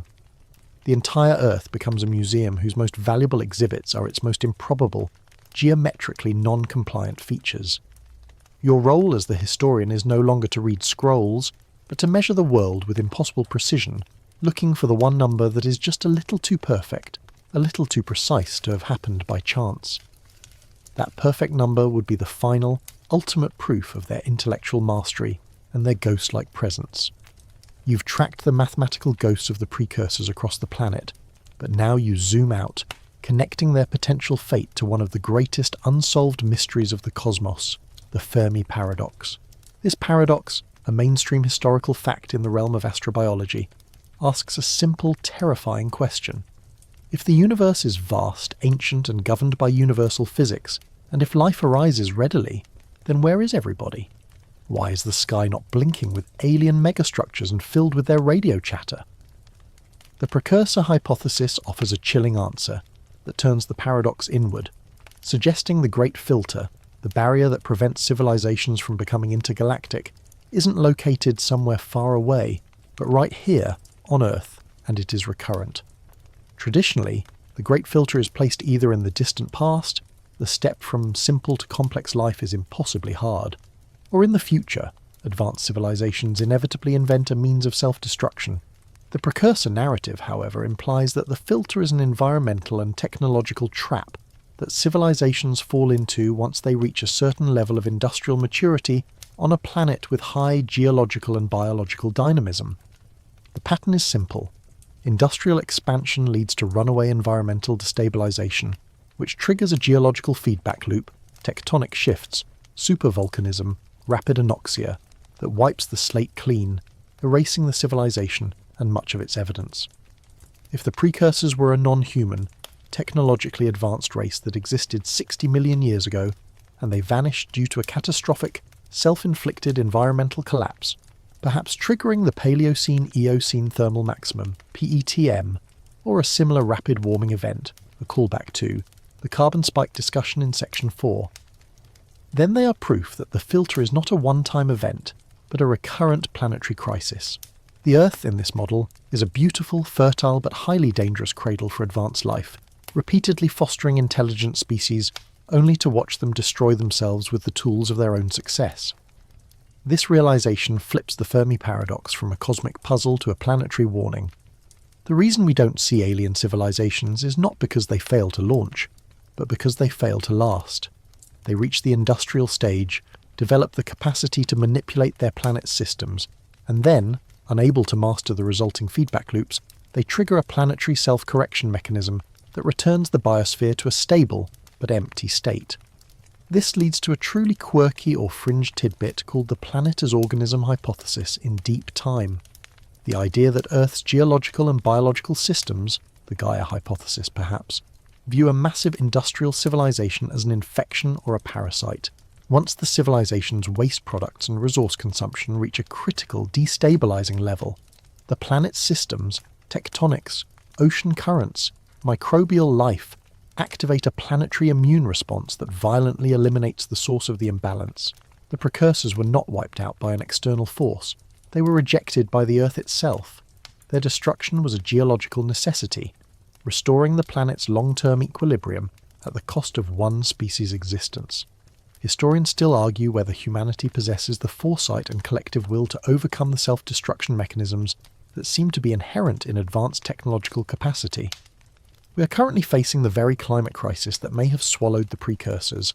If our industrial carbon signature and plastic residue, the callback to the earlier sections, are simply repeating a pattern established millions of years ago, then our only hope lies in doing something the precursors demonstrably failed to do. deindustrialize our planet's core energy systems without collapsing our social structure. The precursor's ghost is our mirror image, one that met its fate at the hands of its own atmospheric output. The Fermi paradox's earthly twist reframes the search for the precursors. You are no longer looking for their presence. You are looking for the mechanism of their absence. This means concentrating the search on geological layers that show a massive, abrupt, and non-natural break in the biological record. A moment when the abundance and diversity of life plummeted sharply, coinciding with an extreme, global environmental anomaly. The search targets the geological layer of planetary trauma. Consider the sheer energy required to destabilize a planet. A massive industrial civilization would have an energy signature so huge that its sudden cessation would leave a secondary signature. When a civilization disappears, all its power plants, geothermal, nuclear, whatever exotic physics they used, shut down. This sudden cessation of energy manipulation could have itself triggered secondary geological events. Imagine the precursors were using vast subterranean energy tethers to stabilize a shifting crustal plate. When the civilization died, the power went out, the tethers failed, and the plate instantly snapped into its natural chaotic state, triggering massive simultaneous earthquakes and volcanism globally. The seismic record, a mainstream historical fact used to map the Earth's interior, might contain a fossilized global shudder, corresponding to the final mass power failure of the precursors. The Fermi paradox, when viewed through the lens of the precursors, ceases to be about the probability of life and becomes a profound meditation on the stability of intelligence. The paradox suggests that intelligence, once it evolves, rapidly leads to planetary self-destruction before it can colonize the stars. The Earth, therefore, is not an isolated experiment, but one of countless planets that have hosted, nurtured, and then summarily executed an advanced, intelligent civilization. You realize the implication. The silence in the cosmos isn't because there's nobody out there, it's because those who get out there are the rarity, the ones who somehow manage to navigate the recurrent planetary filter. The vast majority of intelligent species, like the precursors, simply became a thin layer of light carbon dust and chemically altered megalithic foundations, a recurring tragic footnote in the geological history of countless worlds. The most likely outcome for a technological species is geological annihilation. The final chilling thought is that our existence, the fact that Homo sapiens is currently asking this question, might not be a sign of our exceptional success, but merely a sign that the great filter is taking its time to reset. We are walking through the ghost ruins of a previous failed experiment, one whose final moments are encoded in the very air we breathe and the rocks beneath our feet, waiting for us to repeat their fatal error. You have tracked the macro signatures of the precursors, the geological scars and the atmospheric ghosts. Now you must descend into the smallest possible realm, the subatomic world, to search for the most ephemeral yet potentially the most conclusive evidence of their existence. Quantum echoes in the present. This is the realm of fringe physics, where the remnants of an unimaginably advanced civilization might still be perturbing the fundamental constants of nature. The basic premise is simple. A civilization that existed millions of years ago but mastered the principles of quantum engineering and space-time manipulation wouldn't just leave behind clumsy, rusting artifacts. They would leave permanent distortions in the local reality. Tiny, energetic anomalies that propagate through time. You're searching for the digital residue of their final, most sophisticated machines. Think of a mainstream historical fact of modern physics, the extreme precision required to measure fundamental constants like the speed of light, c, or Planck's constant, h. Scientists continually try to measure these values with greater accuracy. The precursor hypothesis suggests that a sufficiently advanced civilization, operating massive planetary-scale quantum machinery, perhaps to generate unlimited energy, stabilize their unstable atmosphere, or open localized wormholes, would have momentarily but permanently stressed the local quantum field. This leads to a truly quirky or fringe tidbit. The concept of fossilized vacuum fluctuations. The vacuum of space, even the space inside your room, is not empty. It is a roiling, energetic sea of virtual particles briefly popping into and out of existence, vacuum fluctuations. If the precursors built colossal, long-dead quantum computers, devices that manipulated the structure of space-time at a fundamental level. The sudden, violent cessation of those machines millions of years ago could have frozen a local, statistically non-random pattern into the vacuum energy itself. This pattern wouldn't be visible or detectable with standard instruments, but it might manifest as an ultra-minute localized variation in the measured value of a fundamental constant, or as an inexplicable, subtle increase in the rate of random quantum decay in a specific geographic area, perhaps the area directly above a massive buried quantum core. A callback to the deep Earth discussion in Section 10. You're looking for a topological defect, a tiny, localized tear or crease in the fabric of space-time that was caused by the failure of a precursor machine. This is a subtle echo that wouldn't necessarily destroy a modern particle, but would slightly, almost imperceptibly, alter its behavior as it passes through that area. When physicists conduct ultra-precise experiments looking for the limits of the standard model of particle physics, they are essentially looking for an anomaly. The precursor hunter theorizes that one of these nagging, inexplicable anomalies, a slight deviation in a particle's mass or its magnetic moment, isn't a flaw in our theory, but a ghostly collision with a precursor's forgotten quantum infrastructure. Historians still argue whether humanity will ever achieve the level of technological mastery required to manipulate gravity or quantum fields on a planetary scale, or if such technology is inherently self-limiting due to unforeseen feedback loops. The precursor fate viewed through this quantum lens suggests a final, profound irony. The more advanced the technology, the less geological the trace. Instead of leaving massive stone ruins, the most advanced civilizations leave only the unstable hum of their highest level physics, an instability that exists entirely outside the normal realm of historical evidence. Their ruins aren't visible, they are vibrational. Think about entanglement. If the precursors mastered quantum entanglement to instantaneously communicate across vast distances, the immense energy required to maintain a global or planetary entanglement network would have permeated the atmosphere and ground. When the power failed, that energy might have been snapped back into the local environment, leaving a lingering, extremely weak but detectable signature of non-local correlation in the subatomic particles within the area. We are looking for a phenomenon where two widely separated particles found in an ancient rock show a correlation in their properties that cannot be explained by any known, natural process. A residual frozen entanglement signal that is an artifact of a planetary communication grid. The search for quantum echoes is a direct challenge to the uniformitarianism paradigm, a callback to the challenge introduced in Section 2. It suggests that the laws of physics, while seemingly immutable, might carry the subtle, localized fingerprints of past intelligence. The evidence isn't a structure or a chemical, it's a deviation in a constant. Imagine looking for artificial radionuclides, a callback to the discussion of nuclear power in Section 9. Now, zoom in.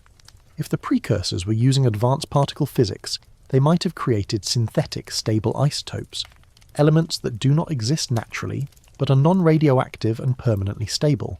Finding a piece of 300 million-year-old quartz with an inclusion that is a stable, non-naturally occurring element, a synthetic atom, essentially, would be the quantum smoking gun. It's a piece of matter whose very existence proves the operation of a high-energy particle accelerator millions of years ago. The most profound realization in this section is that the precursors may have only left behind what they couldn't contain, the side effects of their highest technology. They were so advanced that their only lasting legacy isn't an artifact, but a subtle tear in reality itself, a nagging anomaly that physicists of the future might finally attribute to a long-dead, quantum-manipulating species rather than a failure of their own mathematical models. The quantum echo is the faint, high-pitched ringing left in the universe's ears after the precursor's planetary machine finally shut down. You've reached the final frontier of the search, the place where science fully collapses into speculation. The idea that the precursors may have left behind non-physical, energetic memory traces, ghosts of their consciousness or emotional history that are still subtly influencing the planet. You're now attempting to become a psychic paleontologist, sifting not through rock layers, but through the residual energy field of deep time. This highly speculative domain moves beyond the quantum physics of the last section and into the truly esoteric. If the precursors were a species that evolved a powerful, collective, or technologically augmented consciousness, a mainstream historical fact being that many ancient cultures across the world believe in residual energies or spirits tied to a place, their sudden, catastrophic extinction might not have just ended their biological function. It might have violently ripped their consciousness from the physical world, leaving behind a persistent psychic scar on the earth. This concept of residual energy suggests that moments of extreme emotional, intellectual, or energetic output leave a lasting impression on the local environment, particularly in stable geological formations like ancient stone or deep water. Imagine their final moments: a planet-wide panic, a colossal intellectual effort to avert doom, or the sudden, simultaneous failure of a global consciousness network. The sheer energy of that collective experience, stripped of its physical anchor, could have been absorbed by the surrounding matter, leaving a field of frozen residual information. This leads to a truly quirky or fringe tidbit known as the stone tape theory, usually applied to modern-day ghost sightings. This theory posits that certain materials, particularly quartz-rich rock or water, can act like a magnetic tape, recording and playing back emotional or energetic events that occurred nearby. For the precursors, whose civilization spanned millions of years, their most sacred sites, their most powerful energy conduits, or the locations of their greatest scientific triumphs and deepest tragedies might still be playing back an extremely faint, almost undetectable emotional or informational hum. You wouldn't find a scroll, you'd find a rock that, under the right and currently hypothetical conditions, still emits a faint encoded feeling of panic or deep, alien mathematical despair. The challenge, of course, is detection. These signals wouldn't be auditory or visual, they would be informational, perhaps manifesting as extremely minute, highly localized electromagnetic anomalies or subtle shifts in the local gravity field, anomalies that we currently dismiss as instrumentation error. A mainstream historical fact of sensory perception is that human minds often react to subtle, inexplicable shifts in their environment, attributing them to feelings or intuition.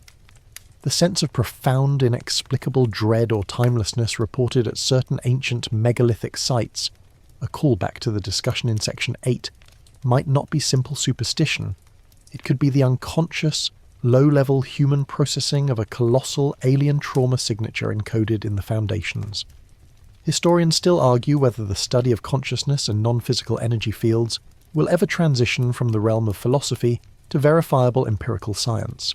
The precursor hypothesis, however, forces us to consider that if an intelligence could manipulate space-time itself, as discussed in Section 14, then the boundary between physics and consciousness might have been far more permeable for them.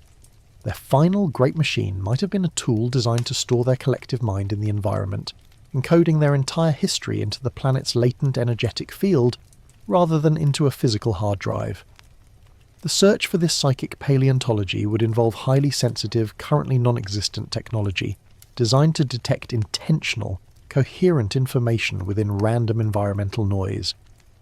Imagine scanning a piece of 300-million-year-old rock with a hypothetical device that measures the coherence of its atomic structure, a measure of the statistical unlikelihood of the atoms being arranged in that specific energetic state. If the rock was saturated with the residual information of 1 million minds, its energetic coherence might be measurably higher than any naturally occurring sample, effectively revealing the fossilized thoughts of the precursors. Furthermore, this hypothesis suggests that some of the planet's persistent, inexplicable geological or atmospheric phenomena might be residual effects of a massive psychic technological project that failed. If the precursors were using a global consciousness amplification network to communicate or control their environment, the sudden collapse of that field might have left behind localized areas of energetic turbulence, places where probability and physics are subtly, statistically unstable, leading to a higher rate of inexplicable events. These are the places that attract modern myths and folklore about vortices or strange lights, places where the precursor's ghost machine is still faintly, chaotically short-circuiting. You realize the profound difficulty. You're looking for a memory held by a rock, a collective scream imprinted on the fabric of time. The very concept challenges our most fundamental assumptions about matter, history, and intelligence. Yet, if the precursors achieved that ultimate level of technological sophistication, the most enduring part of their legacy wouldn't be their bones or their tools. It would be the ghost of their intention, the permanent intellectual fingerprint left on the planet that served as their final tomb and their unintentional memorial.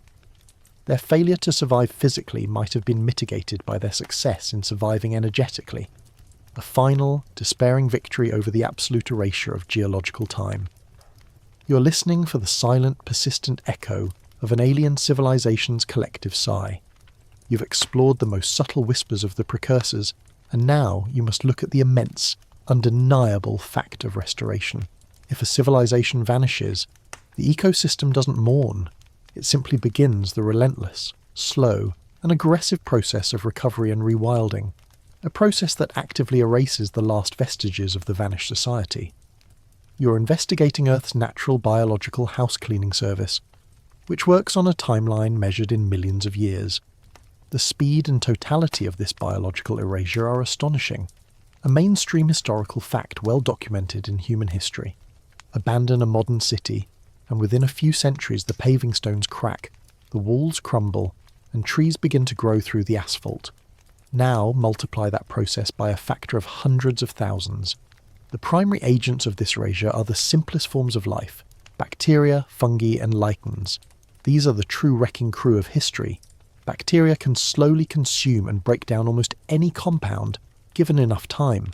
Fungi send out microscopic filaments that penetrate rock and concrete, chemically dissolving their structures to extract minerals. Lichens, the symbiotic pioneers of rock surfaces, excrete powerful acids that slowly turn the most resilient granite into sediment. An enormous reinforced concrete dome built by the precursors to cover their urban centre might last a few 100,000 years against these forces, but over 5 million years it will be reduced to a sprawling pile of chemically altered fine dust, indistinguishable from natural geological rubble. The ultimate lesson: nothing is biologically non-biodegradable on a geological timescale. This natural reclamation is compounded by the bioturbation we briefly touched upon in Section 2, the constant mixing of soil by organisms. Once the massive structures of the precursors have crumbled, the roots of giant trees, the burrows of countless generations of earthworms and moles, and the microbial activity deep in the soil act like a planetary mixer. They constantly shuffle the remnants, ensuring that no thin layer of technological debris remains intact and easily datable. Any small techno-fossil, a callback to the discussion in Section 3, that survives the initial decay will be violently displaced from its original context, making accurate geological dating nearly impossible.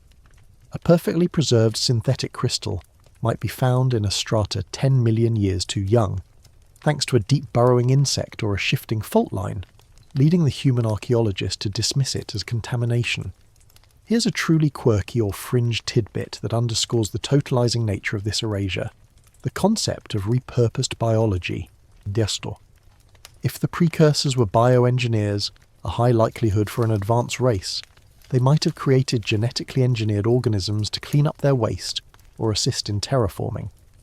When their civilization collapsed, these organisms, now freed from intelligent control, might have continued their function, slowly consuming and breaking down the precursors' unique synthetic materials, perhaps even their own dead bodies, until the only trace left is the subtle, genetically altered DNA of the cleanup crew itself, now integrated into the planet's vast microbial soup.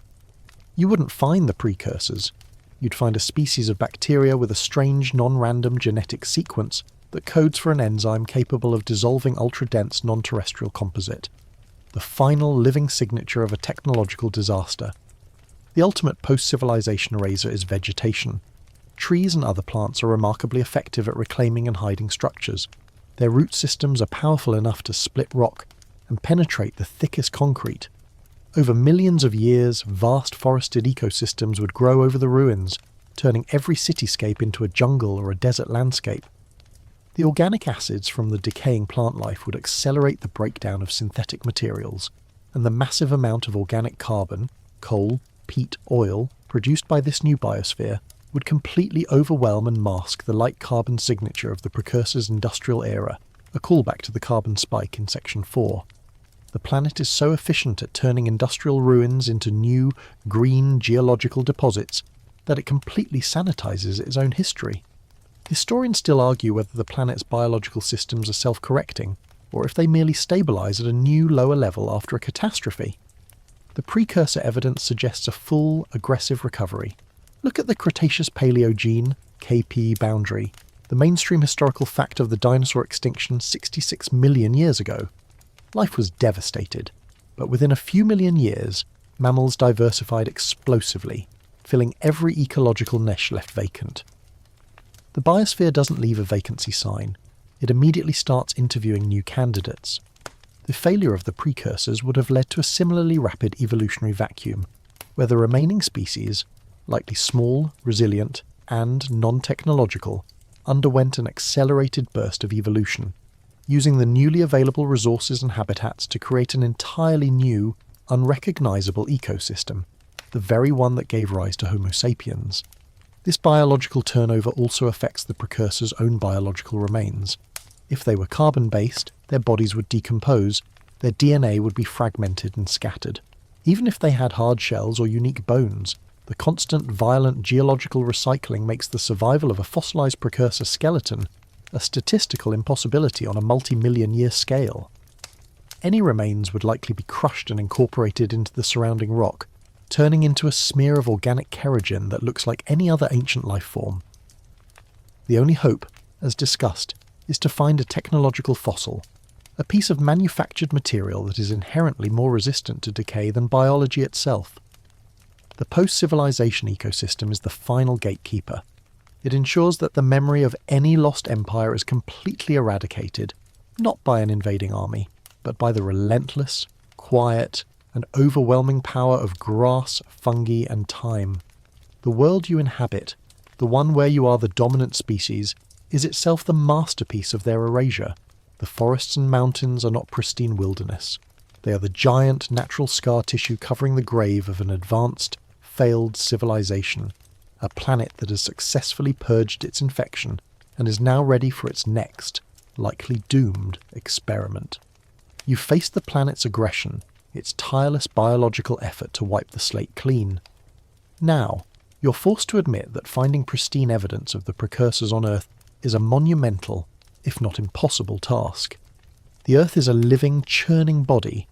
If you want to find an intact ruin, you need to look where geology itself has largely gone dormant: Mars. You shift your focus from terrestrial deep time to astroarchaeology, hoping the ruins of a related or sister civilization might be easier to spot beneath the planet's vast cold dust. The logic is simple. While Mars is a terrible place to find life, it's a spectacular place to find ruins. Mars has no plate tectonics, no persistent liquid water flowing across its surface today, and a negligible atmosphere. These three factors, the very mechanisms of erasure on Earth, are largely absent on Mars. An object placed on the Martian surface 2 billion years ago has a significantly higher chance of remaining structurally intact than an object placed on Earth 50 million years ago. On Mars, erosion is primarily driven by fine dust storms and micrometeorite impacts, a slow, patient process compared to Earth's relentless geological violence. If the precursors were, as speculated in Section 6, an extraterrestrial species, it is highly probable they either settled both Earth and Mars, or they originated on Mars when it was a warmer, wetter, more geologically active planet billions of years ago. The ruins of their Martian colony or homeworld would be far more recognizable than the crushed, fused techno-fossils buried miles deep in Earth's crust. Consider a mainstream historical fact of Martian geology: the existence of vast ancient riverbeds, deltas, and signs of a massive early ocean, which points to a time when Mars was a habitable world. If a civilization flourished during that habitable period, or if they tried to colonize the planet as it was dying, a callback to the precursor's potential flight from a collapsing Earth in Section 7, their megastructures might still be partially visible. You are looking for macroscale anomalies, geometric forms that defy the natural chaos of impact craters and lava flows. Imagine searching through high-resolution satellite imagery for an enormous, perfectly square crater, a mile-wide geometric anomaly that is statistically impossible to be the result of a random asteroid impact. Such a square would be the foundation print of a massive, long-gone atmospheric containment dome, or a colossal, planet-wide energy collection system.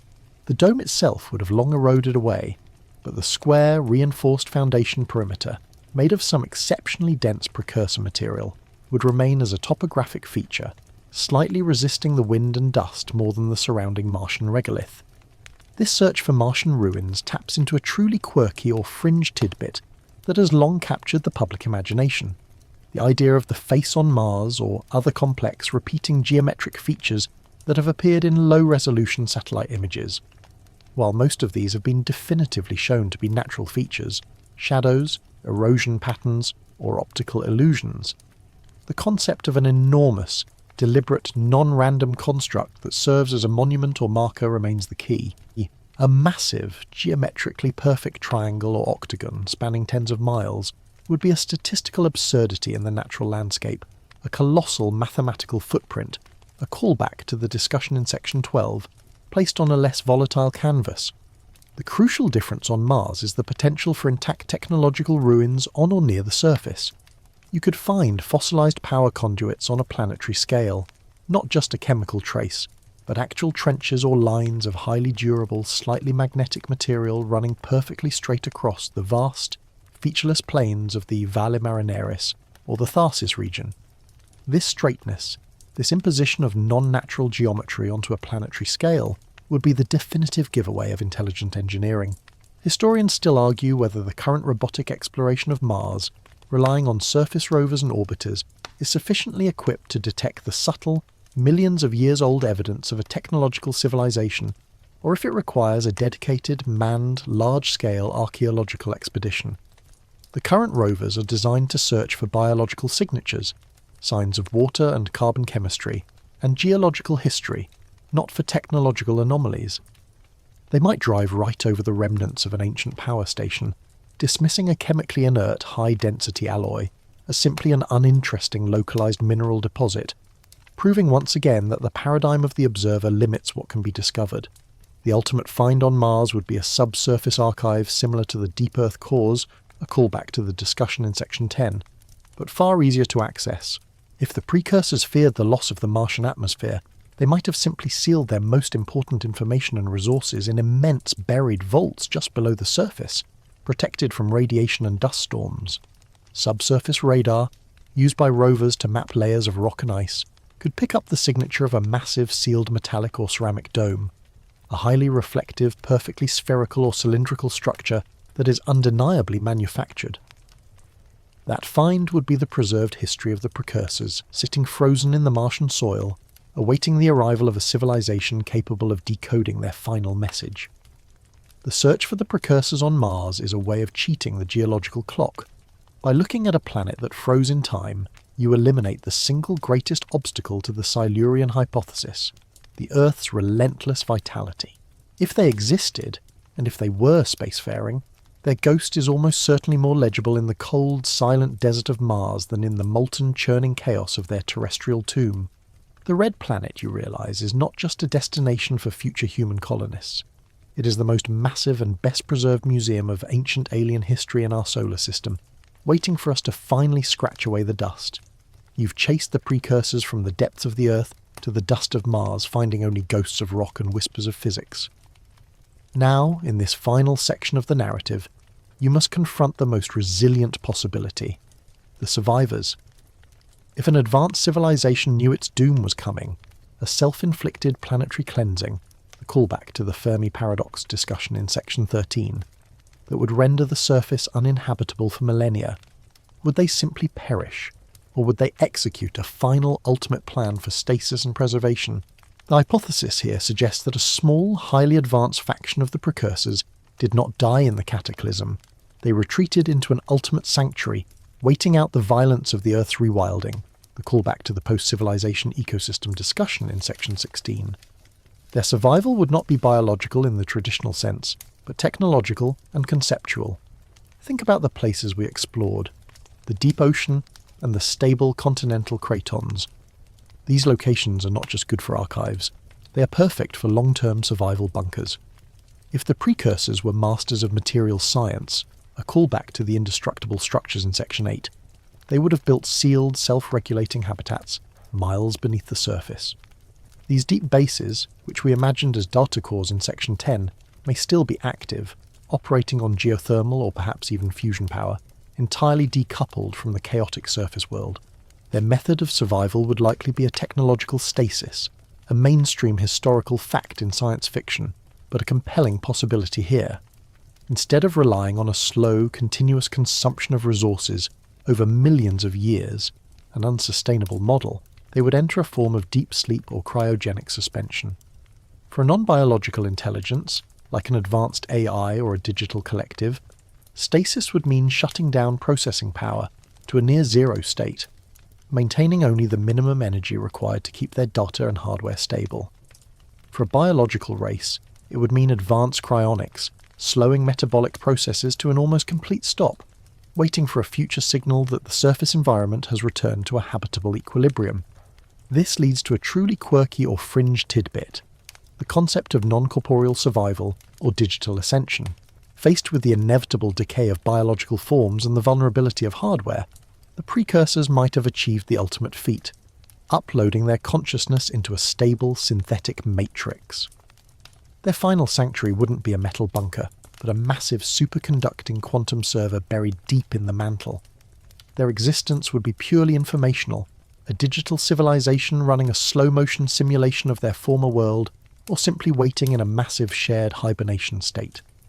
Their survival is not a biological event. It is a data state shielded from the heat and pressure by their advanced materials. The survivors in this view are not creatures. They are encrypted information. The great mystery is why, if they survived, they haven't re-emerged. Historians still argue whether the ultimate goal of an advanced technological species should be colonization of other worlds, the solution to the Fermi paradox, or perfect sustainable stasis within their own world. The precursors' choice of deep Earth retreat suggests they opted for planetary longevity. They might have calculated that re-emergence is only viable when the environmental threat is permanently gone, or when the Earth's surface has reached a state of stability that perfectly matches their pre-calculated needs. Perhaps the current human-driven instability is preventing their emergence, as they might view our civilization as merely the next, temporary fever spike in the planet's long convalescence. They are waiting for us to either mature and stabilise the planet or collapse and pave the way for the next, cleaner rewilding phase. This hidden presence could explain some of the most inexplicable quantum echoes, a callback to the discussion in Section 14, or magnetic anomalies we find. A highly localised, persistent magnetic fluctuation might not be the ghost of a dead machine. It could be the energy bleed from an active subterranean shield generator, a tiny necessary power loss from the massive systems designed to keep the deep base thermally and seismically stable. The anomalies we find are not ruins. They are subtle signs of ongoing maintenance, the quiet hum of a massive power source we can't fully detect. Furthermore, the possibility exists that the precursors don't want to be found. They might have installed vast planet-wide counter-detection systems, perhaps leveraging their mastery of quantum fields to actively scrub any telltale signatures from the environment. They may be fully aware of humanity's development, monitoring us through subtle seismic, magnetic, or even psychic sensors, a callback to the psychic paleontology of Section 15. But choosing to maintain their silence, perhaps viewing our species as a dangerous, chaotic child that is best left undisturbed until it either grows up or destroys itself. Our civilization's most sensitive sensors might be detecting the planet's noise. Their sensors are likely tuned to ignore us entirely. The final irony of the search, therefore, is the possibility that the precursors were never truly wiped out. They simply moved out of the geological layer of the obvious and into the dimensional layer of the subtle. Their survival is a testament to the ultimate expression of technological control, not just control over matter, but control over time.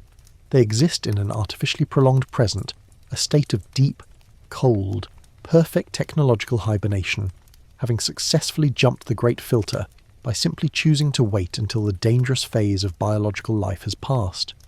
You're left with the chilling prospect that the deepest, most inaccessible parts of our own planet are not empty and dead, but are the last, greatest refuge of a civilization that failed on the surface but achieved the ultimate victory underground. They are not historical figures, they are dormant contemporaries, and perhaps, just perhaps, they are listening to us right now, waiting for the signal, a sign of peace or a sign of final collapse, that tells them it is safe to finally re-emerge and reclaim the world that they, in their folly, nearly destroyed. Now, let the immense weight of that possibility settle over you. Feel the vastness of the time we've just traversed. Eons where continents drifted, mountains rose and fell, and entire civilizations were crushed into dust. It's overwhelming, yes, but take a deep breath. Close your eyes and feel the quiet stability of your own existence right here, right now. The rocks beneath your feet are not a threat. They are simply the oldest, most patient historians, holding their secrets in silence. The precursors, whether they were an ancient, failed experiment or a hidden digital consciousness, are no longer a concern of the moment. Their story is a whisper, a hypothesis, a thought experiment designed only to expand your mind to the impossible scale of planetary history. There is no monster beneath your bed, only the silent turning earth. You are safe. You are warm. The planet is still beautiful, still spinning, and your journey ends here, in the gentle, protective dark. Let the grand, terrifying scale of deep time fade away, and let the small, comforting reality of your bedroom take its place. Drift now, let your thoughts quiet, and find that restful peace that comes when you finally face the impossible and emerged unscathed. The questions can wait until the light returns. Sleep deeply and dream of stability.